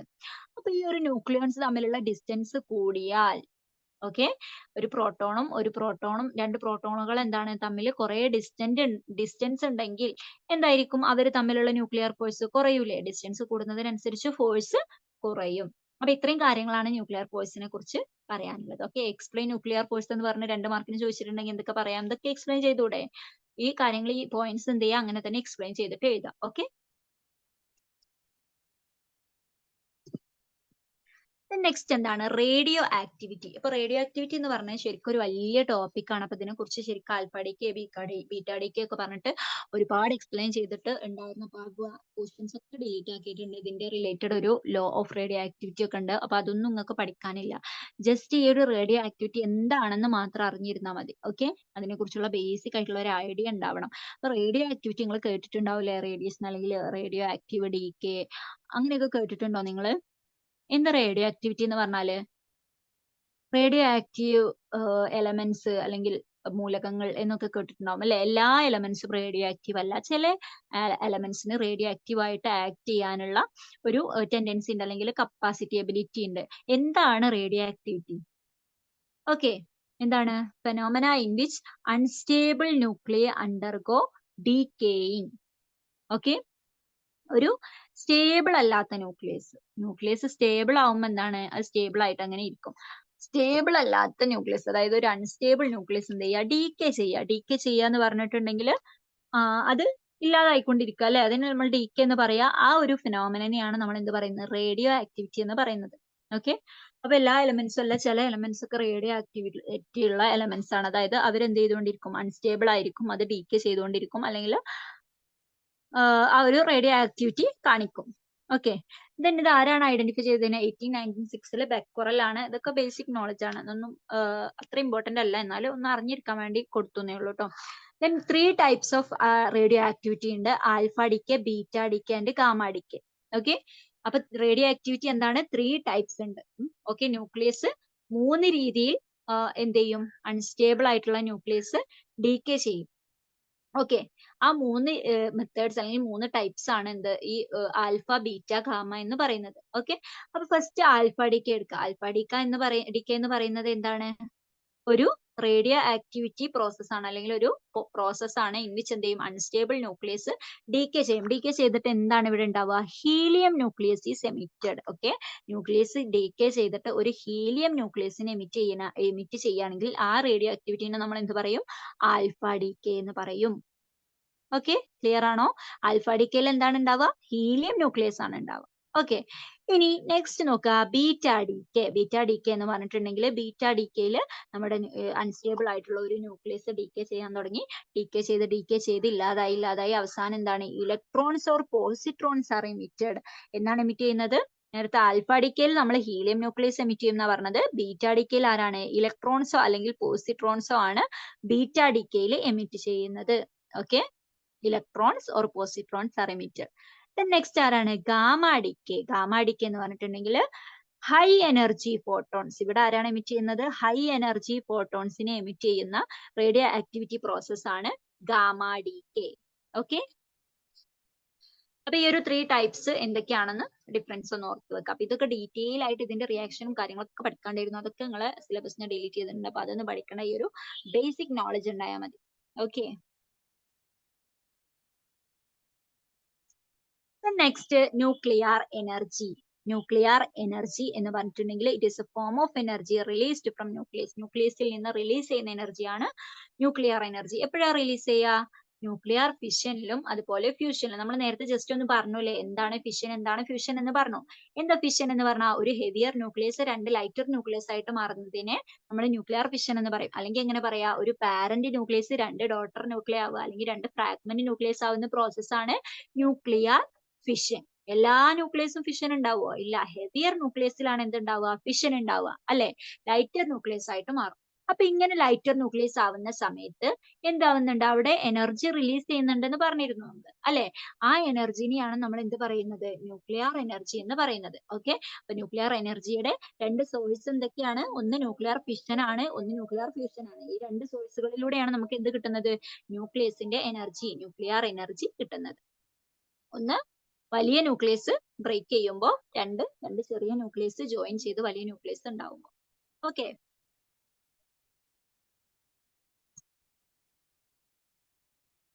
ഇനി നമുക്ക് ഈ ഒരു ന്യൂക്ലിയർ ഫിഷനും ഫ്യൂഷനും ഒന്ന് എക്സ്പ്ലെയിൻ ചെയ്തിട്ട് പറയാം.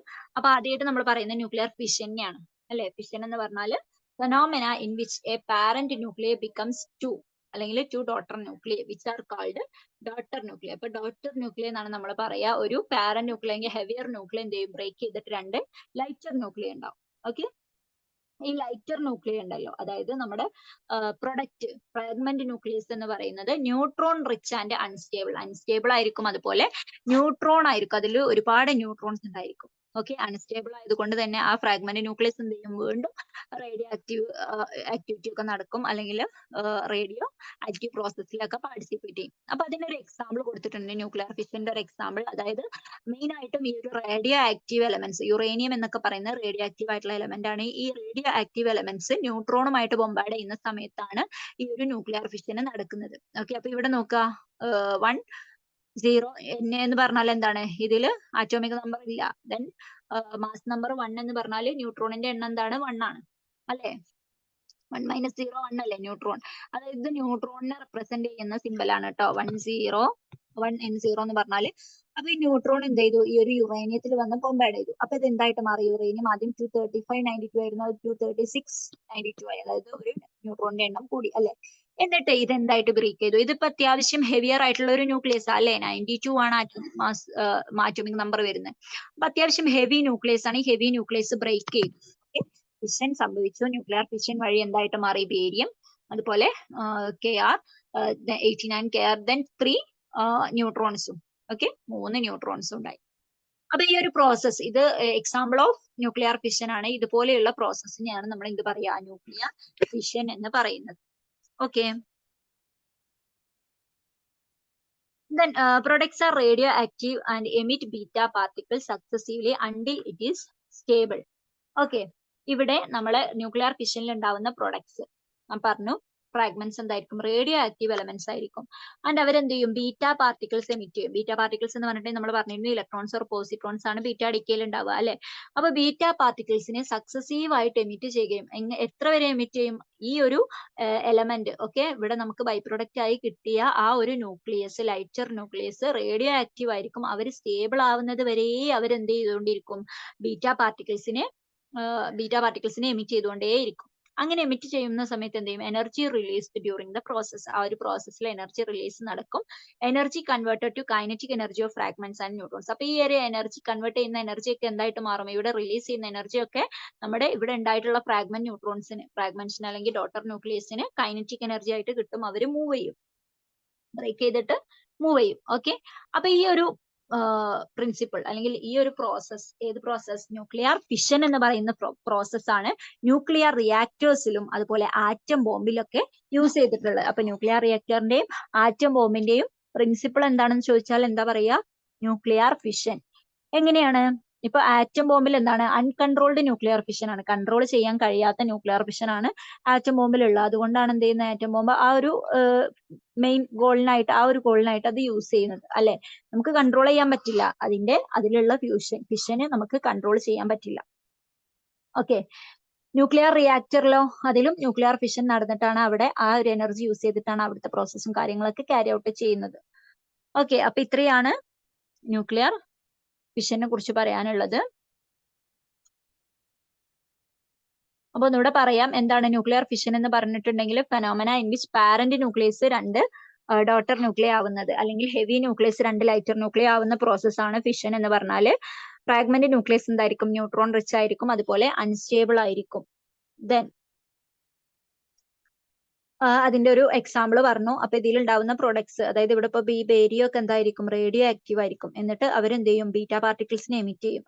ഏതുവരെ, അവര് സ്റ്റേബിൾ ആവുന്നത് വരെ അവര് ബീറ്റ പാർട്ടിക്കിൾസ് എമിറ്റ് ചെയ്യും. അങ്ങനെ എനർജി റിലീസ് ആവും. ഈ എനർജി ഈ ഫ്രാഗ്മെന്റ് ന്യൂക്ലിയസിന്, ഇവിടെ ഉണ്ടാവുന്ന ഫ്രാഗ്മെന്റ് ന്യൂക്ലിയസിന് എന്തായിട്ട് കൈനറ്റിക് എനർജി ആയിട്ട് കിട്ടും, അവര് മൂവ് ചെയ്യും. ദെൻ ഇത് എവിടേക്കാണ് ന്യൂക്ലിയർ ഫിഷൻ യൂസ് ചെയ്യുന്നത്, ഒന്ന് ന്യൂക്ലിയർ റിയാക്ടറിൽ, രണ്ടാമത്തേത് ആറ്റം ബോംബിൽ. ഓക്കെ, ഇനി നെക്സ്റ്റ് നമുക്ക് പറയാനുള്ള ന്യൂക്ലിയർ ഫ്യൂഷൻ ആണ്. ഓക്കെ, അപ്പൊ ന്യൂക്ലിയർ ഫ്യൂഷൻ എന്ന് പറയുന്നത് ഈ ഫിഷന്റെ ഓപ്പോസിറ്റ്, അതായത് ഇവിടെ എന്താണ്, ഒരു രണ്ട് ലൈറ്റർ ന്യൂക്ലിയസ് കൂടി ചേർന്നിട്ട് കമ്പൈൻ ചെയ്തിട്ട് ഒരു വലിയ ലാർജ് ന്യൂക്ലിയസ് ഉണ്ടാവുന്ന പ്രോസസ് ആണ് ന്യൂക്ലിയർ ഫ്യൂഷൻ. ഇവിടെയും എന്ത് ചെയ്യും, എനർജി റിലീസ് ചെയ്യും. ഓക്കെ, ഈ ഒരു പ്രോസസ്സിലും എനർജി റിലീസ് ചെയ്യും. തന്നെ ഇതിന്റെ എക്സാമ്പിൾ ആണ് സണ്ണിൽ നടക്കുന്നത് എന്താണ്, ന്യൂക്ലിയർ ഫ്യൂഷൻ ആണ് സണ്ണിൽ നടക്കുന്ന പ്രോസസ്സ്. അതായത് സണ്ണിൽ എന്താണ്, ഹൈഡ്രജൻ ബേൺ ചെയ്തിട്ട് ഹീലിയം ആയി മാറുകയാണ് ചെയ്യുന്നത്. ഒറ്റ സ്റ്റെപ്പ് അല്ല, ഒരു 2-3 സ്റ്റെപ്പുകളിലായിട്ടാണ് ഈ ഒരു പ്രോസസ്സ് നടക്കുന്നത്. അപ്പൊ ഇവിടെ ഹൈഡ്രജൻ ഒരു ഫ്യൂവൽ ആയിട്ടും ഹീലിയം ഒരു ആഷസ് ആയിട്ടുമാണ് നിൽക്കുന്നതെന്നാണ് പറയാറ്. അതായത് ഹൈഡ്രജൻ എന്ത് ചെയ്യും, ഹൈഡ്രജൻ ബേൺ ചെയ്ത് ഹീലിയം ഉണ്ടാവുക എന്ന് പറഞ്ഞു അല്ലേ. സാധാരണ നമ്മൾ എന്താണ്, ഫ്യൂവൽ ബേൺ ചെയ്ത് ആഷ് ഉണ്ടാവില്ലേ, അതുപോലെ. ഓക്കെ, അപ്പൊ ന്യൂക്ലിയർ ഫ്യൂഷൻ എവിടെ യൂസ് ചെയ്യുന്നു, സണ്ണില്. സണ്ണിന്റെ മെക്കാനിസം എന്താണെന്ന് ചോദിച്ചാൽ നമ്മൾ എന്ത് പറയും, ന്യൂക്ലിയർ ഫ്യൂഷൻ. അപ്പൊ ആ ഒരു സ്റ്റെപ്സ് ചോദിക്കാറുണ്ട്, ഇമ്പോർട്ടന്റ് ആണ്. അപ്പൊ സ്റ്റെപ്സ് ഒന്ന് ഓർത്ത് വെക്കാട്ടോ. ഏത് സ്റ്റെപ്സ്, സണ്ണിലുള്ള ന്യൂക്ലിയർ ഫ്യൂഷന്റെ സ്റ്റെപ്പുകൾ, അതായത് ഹൈഡ്രജൻ ബേൺ ചെയ്ത് ഹീലിയം ആവുന്നെന്ന് പറഞ്ഞില്ലേ, ആ ഒരു സ്റ്റെപ്പ്. അപ്പൊ അത് ആ ഒരു പ്രോസസ്സിൽ എനർജി റിലീസ് ആക്കുന്ന പറഞ്ഞു. ഓക്കെ, അപ്പൊ ഇവിടെ നോക്ക്, ഹൈഡ്രജൻ 1h1 ഹൈഡ്രജൻ കമ്പൈൻ ചെയ്തു, എന്തുണ്ടായി, 1h2. Okay, deuterium, electron, muon, then ഇത്രയും എനർജി ഉണ്ടായി. ഈ ഒരു പ്രോസസ്സിൽ ഇത്ര എനർജി ഉണ്ടായി. പിന്നെ അടുത്ത എന്താണ്, ഒരു പോസിട്രോണും അതുപോലെ ഒരു ഇലക്ട്രോണും തമ്മിൽ കമ്പൈൻ ചെയ്ത് ഗാമാറേ ഉണ്ടാവുന്നു, അവിടെയും എനർജി ഉണ്ടാവുന്നു. ദെൻ ഇവിടെ ഉണ്ടായിട്ടുള്ള ഈ ഒരു 1h2 okay, deuterium plus already ഉള്ള ഹൈഡ്രജൻ കമ്പൈൻ ചെയ്ത് എന്തുണ്ടാവും, ഹീലിയം ഉണ്ടാവും. ഹീലിയം 3 2 ദെൻ ഗാമ പ്ലസ് ഇത്രയും എനർജി ഉണ്ടാവും. ദെൻ വീണ്ടും ഇവിടെ ഉണ്ടായിട്ടുള്ള ഹീലിയം അല്ലെ, സോറി ഇവിടെ ഹീലിയം ആണ് കേട്ടോ വരുന്നത്, ഹൈഡ്രജൻ അല്ലേ, തന്നെ കറക്റ്റ് ചെയ്തേക്കാം. ഓക്കെ, ഇവിടെ ഹീലിയം ആണ്, ഹീലിയം. അപ്പോ ഈ ഒരു ഹീലിയം 3 2 അതുപോലെ ഹീലിയം 3 2 ഈ ഒരു ബൈ പ്രൊഡക്റ്റ് ആണ് ഇവിടെ യൂസ് ചെയ്തിട്ട് അവർ രണ്ട് കമ്പൈൻ ചെയ്തിട്ട് എന്തായിട്ട് മാറും, ഹീലിയം 2 4 ആയിട്ട് മാറും. ദെൻ അതിന്റെ കൂടെ 1h1 ഇത്രയും എനർജി. ഓക്കെ, ഈ ഒരു പ്രോസസ്സ് ഇവിടെ എത്തിയപ്പോ തന്നെ ഈ സ്റ്റെപ്പ് ആയപ്പോ തന്നെ എത്ര എനർജി ആയി, 12.86 മെഗാ ഇലക്ട്രോൺ വോൾട്ട്. ഇത്രയും ഹ്യൂജ് എമൗണ്ട് ഓഫ് എനർജിയാണ് ഇവിടെ റിലീസ് ചെയ്യുന്നത്. ഓക്കെ, ഇത് ഒരൊറ്റ ആറ്റത്തിന്റെ കേസിലാണ്. ഇതുപോലെ സണ്ണിൽ എത്രയും ഹൈഡ്രജൻ ആറ്റംസ് ഉണ്ടാവും, അപ്പൊ അത്രയും ഹ്യൂജ് എമൗണ്ട് ഓഫ് എനർജി എന്ത് ചെയ്യുന്നുണ്ട്, ഇവിടെ റിലീസ് ചെയ്യുന്നുണ്ട്. ഓക്കെ. അപ്പൊ ന്യൂക്ലിയർ ഫ്യൂഷൻ എന്ന് പറയുന്നത് എന്താണ്? രണ്ട് ലൈറ്റർ ന്യൂക്ലിയസ് കമ്പൈൻ ചെയ്തിട്ടൊരു ഹെവിയർ ന്യൂക്ലിയ ഉണ്ടാവുന്ന പ്രോസസ്. ഓക്കെ, അത്രയാണ് ന്യൂക്ലിയർ ഫ്യൂഷനെ കുറിച്ച് പറയാനുള്ളത്. Next controlled thermonuclear fusion. ഇപ്പൊ നമ്മൾ പറഞ്ഞു ആറ്റം ബോംബിൽ എന്താണ്? ന്യൂക്ലിയർ ഫിഷൻ ആണ്, അൺകൺട്രോൾഡ് ആണെന്ന് പറഞ്ഞു അല്ലെ. അപ്പൊ അതായത് ആ ഫിഷൻ നടന്നുകൊണ്ടേയിരിക്കും, സ്റ്റോപ്പ് ചെയ്യാൻ കഴിയില്ല. അങ്ങനെയുള്ള പ്രോസസ്സിനെയാണ് അൺകൺട്രോൾഡ് എന്ന് പറയാ.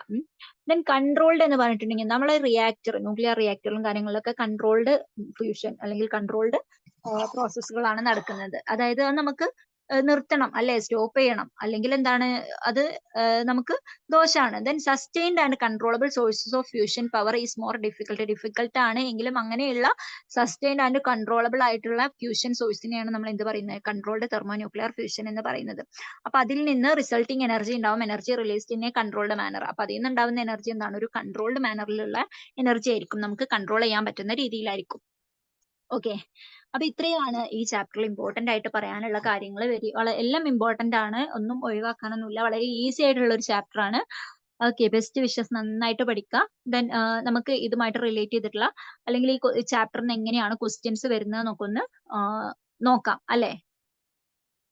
ഇപ്പൊ ഞാൻ ഷെയർ ചെയ്യാവേ.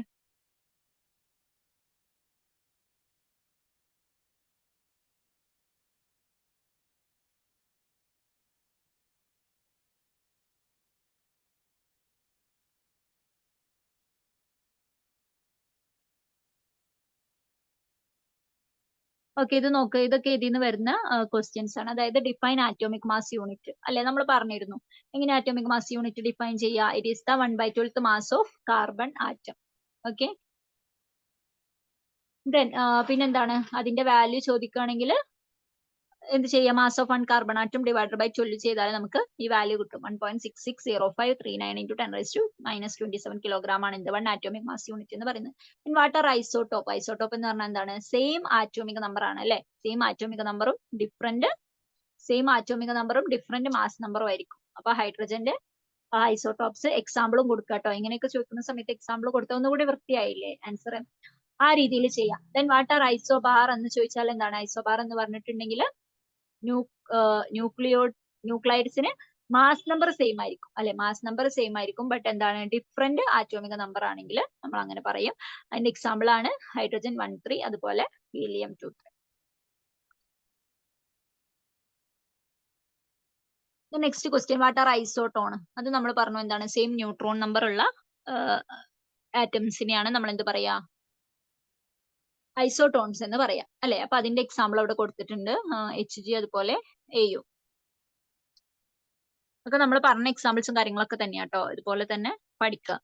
ദെൻ നെക്സ്റ്റ് എന്താണ്? Chlorine has 2 isotope having masses. ക്ലോറിന്റെ 2 ഐസോട്ടോപ്പിന്റെ മാസ് കൊടുത്തിട്ടുണ്ട്. Relative abundance of this isotope are this and 75 and 24% respectively. Find the average mass of chlorine atom. Okay, chlorine ആറ്റത്തിന്റെ ആവറേജ് മാസ് കാണാനാണ് പറഞ്ഞത്. അതായത് 2 ഐസോട്ടോപ്പിന്റെ മാസും കൊടുത്തിട്ടുണ്ട്, ദെൻ അതിന്റെ അബണ്ടൻസും കൊടുത്തിട്ടുണ്ട്. ഓക്കെ, എത്രത്തോളം ഉണ്ട് എന്നുള്ളത്. ദെൻ അപ്പൊ ഇതെങ്ങനെയാ കണ്ടിട്ടുള്ളത് നോക്ക്. അതായത് അബണ്ടൻസ്, അത് ഒന്നാമത്തെ, അതായത് ക്ലോറിന്റെ ഒന്നാമത്തെ ഐസോട്ടോപ്പിന്റെ മാസ് ഇത് 34. ദെൻ അതിന്റെ റിലേറ്റീവ് അബണ്ടൻസ് ആണ് 75.4. അപ്പൊ എന്ത് ചെയ്തു?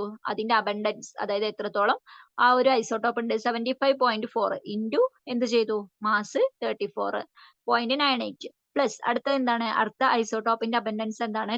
അബണ്ടൻസ് എന്ന് പറഞ്ഞാൽ എത്രത്തോളം ഉണ്ട് എന്നുള്ളതാണ്. 24.6 ഇൻറ്റു എന്ത് വരും? അതിന്റെ മാസ് 36.98. അതായത് നമുക്ക് എന്ത് കിട്ടി? ഇപ്പോ ടോട്ടൽ മാസ് കിട്ടി അല്ലെ. ദെൻ എന്താ കാണാൻ പറഞ്ഞത്? Average mass of chlorine atom അല്ലെ. ഇതിപ്പോ എന്താണ്? ടോട്ടൽ, ഇപ്പൊ ഇത് രണ്ടും ആഡ് ചെയ്താൽ 75.4 24.6 ആഡ് ചെയ്താൽ നമുക്ക് എന്ത് കിട്ടി? 100 കിട്ടി. ടോട്ടൽ അബണ്ടൻസ് കിട്ടി അല്ലെ. ഇപ്പൊ ടോട്ടൽ ഉള്ളതിന്റെ 75%ഉം ഈ ഐസോട്ടോപ്പ് ആണ്, ഒന്നാമത്തെ ഐസോട്ടോപ്പ് ആണ്. 24% എന്തുള്ളൂ? രണ്ടാമത്തെ ഐസോട്ടോപ്പ് ഉള്ളൂ. അപ്പൊ ടോട്ടൽ അബണ്ടൻസ് 100 കൊടുത്തു. അപ്പൊ നമുക്ക് എന്ത് കിട്ടി? ആവറേജ് മാസ് കിട്ടി. ഓക്കെ, ആ രീതിയിൽ ചെയ്യാം. Write the expression for radius of nucleus. ഈ ഒരു എക്സ്പ്രഷൻ നമ്മൾ പറഞ്ഞിരുന്നു അല്ലെ. ഇതിനെ ബേസ് ചെയ്ത് പ്രോബ്ലംസ് ഒക്കെ വരാട്ടോ. ആ എക്സ്പ്രഷൻ ഓർത്തിരിക്കുക. R=R0 A⁻1/3. R0ന്റെ വാല്യൂ എന്താണ്? 1.2 ഫെർമി അല്ലെങ്കിൽ 1.2 into 10⁻⁻15 മീറ്റർ. A എന്ന് പറഞ്ഞാൽ mass number. Okay, next question, two nuclei have mass numbers in the ratio. അതായത് രണ്ട് ന്യൂക്ലിയസിന്റെ മാസ് നമ്പറിന്റെ റേഷ്യോ കൊടുത്തിട്ടുണ്ട്. ഒന്നിന്റെ റേഷ്യോ 1 ആണെങ്കിൽ ഒന്നിന്റെ 64 ആണ്. What is the ratio of their nuclear radius? നമുക്ക് എങ്ങനെ കാണാം? റേഡിയസ് R1, ഒന്നിന്റെ R1ഉം ഒന്നിന്റെ R2 കൊടുക്കുക. R1 എന്ത് വരും? R0 A1/1/3, R2ൻ്റെത് A2/1/3 വരും. ദെൻ R1/R2 അല്ലെ, റേഡിയസിന്റെ റേഷ്യോ എന്ന് കൊടുത്തു. എങ്ങനെ വരും? റേഡിയസിന്റെ റേഷ്യോ ദിസ് ബൈ ദിസ് എന്ന് വരും. അപ്പൊ R0 ക്യാൻസൽ ചെയ്യും. അതായത് A1/A2 1/3 വരും. A1/A2ന്റെ റേഷ്യോ എന്താണ്? 1:64 അല്ലേ? 1:64 എന്ന് പറയുമ്പോൾ ഇവിടെ 1/64 എന്ന് വരും. റേസ് ടു 1/3, അതായത് 1/4 വരും. അപ്പൊ റേഡിയസിന്റെ റേഷ്യോ എന്തായിരിക്കും? 1:4 ആയിരിക്കും. Okay, right Einstein's mass energy equivalence relation എന്താണ്? Is equal to mc². നമ്മൾ ഡിസ്കസ് ചെയ്താണ് അല്ലെ. നെക്സ്റ്റ് എന്താണ്? Calculate the energy equivalence of 1 gram of substance. ഒരു 1 gram സബ്സ്റ്റൻസിന്റെ എനർജി ഇക്വാലൻസ് കാണാനാണ് പറഞ്ഞത്. അപ്പൊ ഈസ് ഈക്വൽ ടു mc² ആണ്. 1 gram എന്ന് പറയുമ്പോൾ എത്ര കിലോഗ്രാം വരും? 1 × 10⁻³ കൊണ്ട് ഇൻറ്റു ചെയ്യണം അല്ലെ, ഇൻറ്റു c². അപ്പൊ അത് ചെയ്താൽ നമുക്ക് എന്ത് കിട്ടും? കറസ്പോണ്ടിങ് ജൂളിലുള്ള എനർജി കിട്ടും. ഓക്കെ, ഇനി ഇത് ഇലക്ട്രോൺ വോൾട്ടിലേക്ക് കൺവേർട്ട് ചെയ്യണമെങ്കിൽ എന്ത് ചെയ്താൽ മതി? ബൈ 1.6 × 10⁻⁹ ചെയ്താൽ മതി. ഓക്കെ, ഫൈൻഡ് അതായത് calculate the energy in electro volt എന്ന് പറയും. ചിലപ്പോൾ അങ്ങനെ പറയുകയാണെങ്കിലാണ് ഉദ്ദേശിച്ചത്. അപ്പൊ ജൂളിൽ കണ്ടാൽ പോരാ, ഇലക്ട്രോ വോൾട്ടിലേക്ക് കൺവേർട്ട് ചെയ്യണം. Then find the energy equivalent of one atomic mass unit first in joules and in mega electron volts. Okay, എന്ത് ചെയ്യാ? Mass is equal to mc². മാസ് എന്നുള്ളടത്ത് 1 ആറ്റോമിക് മാസ് യൂണിറ്റിന്റെ വാല്യൂ കൊടുക്കുക. 1.6605 × 10⁻27 കിലോഗ്രാം ഇൻറ്റു എന്ത് വരും? c² വരും. അപ്പൊ കറസ്പോണ്ടിങ് ആയിട്ടുള്ള എനർജി കിട്ടും. ഇനി മെഗാ ഇലക്ട്രോൺ വോൾട്ടിൽ ആണെങ്കിൽ നമ്മൾ ചെയ്ത പോലെ നമുക്ക് എന്ത് കിട്ടും? 931.5 മെഗാ ഇലക്ട്രോൺ വോൾട്ട് എന്ന് കിട്ടും. നമ്മൾ ക്ലാസ്സിൽ പറഞ്ഞ കാര്യമാണ്, അതുകൊണ്ടാട്ടോ റിപ്പീറ്റ് ചെയ്യാത്തെ.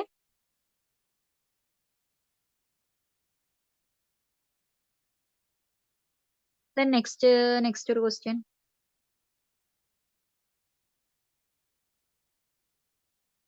നെക്സ്റ്റ് ക്വസ്റ്റ്യൻ നോക്കാം. അതായത് what is mass defect? Okay, mass defect എന്ന് പറഞ്ഞാൽ എന്താണ്? The difference in mass of nucleus and its constituent is called mass defect അല്ലെ. നമ്മൾ പറഞ്ഞിരുന്നു delta M is equal to ZMP plus A - Z, അതായത് ന്യൂട്രോണിന്റെ എണ്ണം ഇൻറ്റു ന്യൂട്രോണിന്റെ mass minus mass of nucleus. ഇതാണ് എന്ത്? മാസ് ഡിഫെക്റ്റ് എന്ന് പറയുന്നത്. അതായത് നമ്മൾ കാൽക്കുലേറ്റ് ചെയ്യുന്ന ന്യൂക്ലിയസിന്റെ മാസും റിയൽ ന്യൂക്ലിയസിന്റെ ഒറിജിനൽ മാസും തമ്മിലുള്ള difference. Then what is binding energy? Binding energy എന്ന് പറഞ്ഞാൽ എന്താണ്? ഇവിടെയുള്ള ഈ മാസ് ഡിഫെക്റ്റിന് കറസ്പോണ്ടിങ് ആയിട്ടുള്ള എനർജിയാണ് binding energy. Energy equivalent of mass defect is called binding energy. അപ്പൊ EB എന്ത് വരും? ഡെൽറ്റ mc² വരും. ദെൻ ഡെൽറ്റ എമ്മിന്റെ വാല്യൂ നമുക്ക് അവിടെ സബ്സ്റ്റിറ്റ്യൂട്ട് ചെയ്യാം. Then what do you mean by binding energy per nucleon? അപ്പൊ ബൈൻഡിങ് എനർജി എന്ന് പറഞ്ഞാൽ മൊത്തം ന്യൂക്ലിയോൺസിനുള്ള ബൈൻഡിങ് എനർജിയാണ്. അപ്പോൾ ഒരു ന്യൂക്ലിയോണിലുള്ള ബൈൻഡിങ് എനർജി എന്തായിരിക്കും? Divided by number of nucleons, അതായത് A ചെയ്താൽ മതി അല്ലെ. ബൈൻഡിങ് എനർജി പെർ ന്യൂക്ലിയോൺ എന്ന് പറയുന്നത് എന്ത് വരും? Ratio of binding energy EB of nucleus to number of nucleons A എന്ന് വരും. Then the nucleus with highest binding energy per nucleon is ഏതാണ്? നമ്മൾ പറഞ്ഞിരുന്നു ആ ഒരു കർവ് വെച്ചിട്ടില്ലേ, ഏറ്റവും കൂടുതൽ ബൈൻഡിങ് എനർജി പെർ ന്യൂക്ലിയോൺ വരുന്നത് A is equal to 56 peak കൂടുതൽ. ആ ഫിഗർ ടെക്സ്റ്റിൽ നിങ്ങൾ നോക്കിയാൽ മനസ്സിലാവും കേട്ടോ. അപ്പൊ A = 56 വരുന്നത് ആരാണ്? അയൺ ആണ്, Fe ആണ് കേട്ടോ. അപ്പൊ Fe ന്യൂക്ലിയസിനാണ് എന്ത്? ബൈൻഡിങ് എനർജി കൂടുതൽ.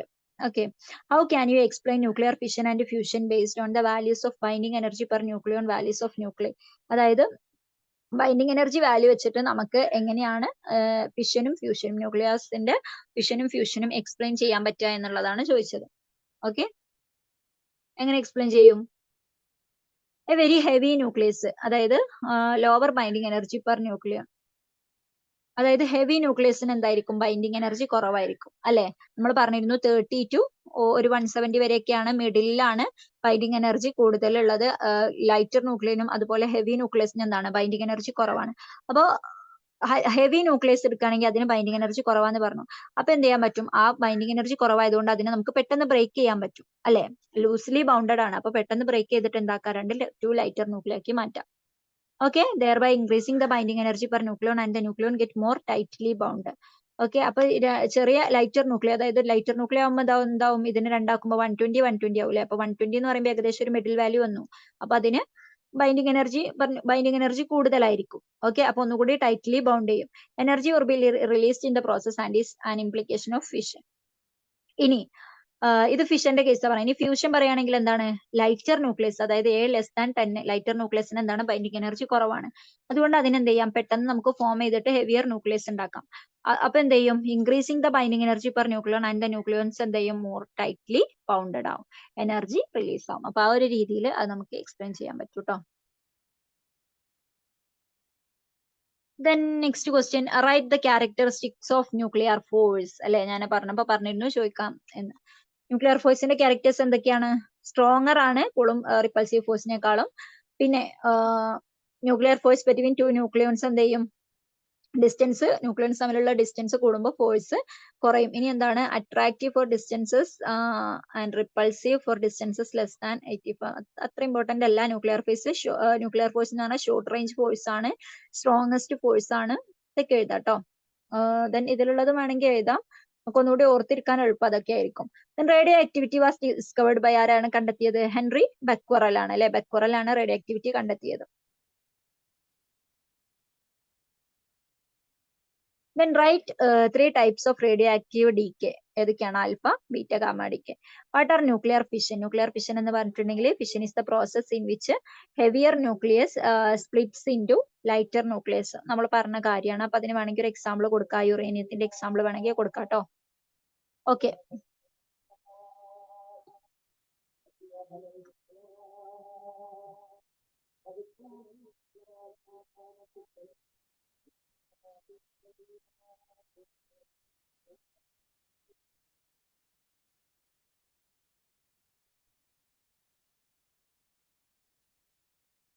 നെക്സ്റ്റ് ഒരു ക്വസ്റ്റ്യൻ നോക്ക്. The energy released in the Q value in the fission reaction. Fission reaction nuclei like uranium is the order of per fissioning nucleus. ഇത് നമ്മൾ പറഞ്ഞിട്ടില്ല, ഇതൊരു സ്പെസിഫിക് ക്വസ്റ്റ്യൻ ആണ്. ഇത് വേണമെങ്കിൽ ഒന്ന് ജസ്റ്റ് നോട്ട് ചെയ്ത് വെച്ചോട്ടോ. അതായത് നമ്മൾ ഫിഷനിൽ റിലീസ് ചെയ്ത എനർജിനെ നമ്മൾ പറയുന്ന പേരാണ്, എനർജിന്റെ വാല്യൂവിനെ Q വാല്യൂ എന്ന് പറയും. ഓക്കെ, അപ്പൊ അങ്ങനെ ഫിഷനിൽ എനർജി റിലീസ് ചെയ്യുന്ന പറഞ്ഞു അല്ലെ. അപ്പൊ യുറേനിയത്തിന്റെ കേസിൽ ഫിഷനിൽ റിലീസ് ചെയ്യുന്ന എനർജി എത്രയാണെന്നാണ് ഇവിടെ ചോദിക്കുന്നത്. ഓക്കെ, എത്രയാണ്? 200 മെഗാ ഇലക്ട്രോൺ വോൾട്ട് ആണ് fission reaction of nucleus like uranium. Okay, ഇത്രയും ഓർഡറിലുള്ള എനർജിയാണ് യുറേനിയത്തിന്റെ ഫിഷൻ പ്രോസസ്സിൽ റിലീസ് ചെയ്യുന്നത് എന്നാണ് പറയുന്നത്. ന്യൂക്ലിയർ ഫ്യൂഷൻ എന്ന് പറഞ്ഞിട്ടുണ്ടെങ്കിൽ എന്താണ്? ലൈറ്റർ ന്യൂക്ലിയർ കമ്പൈൻ ചെയ്യുന്നത്. അതിന് വേണമെങ്കിൽ ഈ ഒരു എക്സാമ്പിൾ, സണ്ണിലുള്ള ഈ എക്സാമ്പിൾ കൊടുക്കാം. ഓക്കെ, ഹൈഡ്രോജനും കൂടി ചേർന്നിട്ട് കുറച്ചുകൂടി ഹെവി ആയിട്ടുള്ള ഹൈഡ്രജൻ ഉണ്ടാവുന്നത് അല്ലെ, deuterium. Then what is thermonuclear fusion എന്ന് പറഞ്ഞിട്ടുണ്ടെങ്കിൽ എന്താണ്? For nuclear fusion to occur in bulk matter, temperature of the material is to be raised until the particle have enough energy to penetrate the Coulomb barrier. This process is called thermonuclear fusion. ഇത് നമ്മൾ പറഞ്ഞിട്ടില്ല കേട്ടോ. അതായത് just ഓർത്ത് വെക്കുക, എന്താണ് nuclear fusion എന്ന് പറഞ്ഞിട്ടുണ്ടെങ്കിൽ എന്താ നമുക്കറിയാം അല്ലെ. അപ്പോ ബൾക്ക് മാറ്റർ, ഓക്കെ, ബൾക്ക് ആയിട്ടുള്ള മാറ്ററിൽ ന്യൂക്ലിയർ ഫ്യൂഷൻ നടക്കണമെങ്കിൽ എന്ത് ചെയ്യണം? Temperature of material is to be raised. ആ ഒരു മെറ്റീരിയലിന്റെ ആ ഒരു മാറ്ററിന്റെ ടെമ്പറേച്ചർ നമ്മൾ റൈസ് ചെയ്യണം. ടെമ്പറേച്ചർ റൈസ് ചെയ്താലുള്ളൂ എന്ത് നടക്കുക? ന്യൂക്ലിയർ ഫ്യൂഷൻ നടക്കുക.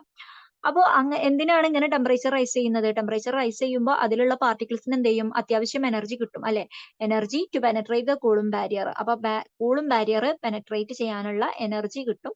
ആ എനർജി കിട്ടുമ്പോൾ ന്യൂക്ലിയർ ഫ്യൂഷൻ എളുപ്പം നടക്കും. അതുകൊണ്ട് ആ പ്രോസസ്സിനെയാണ് നമ്മൾ തെർമോ ന്യൂക്ലിയർ ഫ്യൂഷൻ എന്ന് പറയാം. അപ്പൊ തെർമോ ന്യൂക്ലിയർ ഫ്യൂഷൻ എന്ന് പറഞ്ഞിട്ടുണ്ടെങ്കിൽ എന്താണ്? Temperature of material is raised until the particle have getting enough energy to penetrate the Coulomb barrier. This type of fusion process is called a thermonuclear fusion. Okay.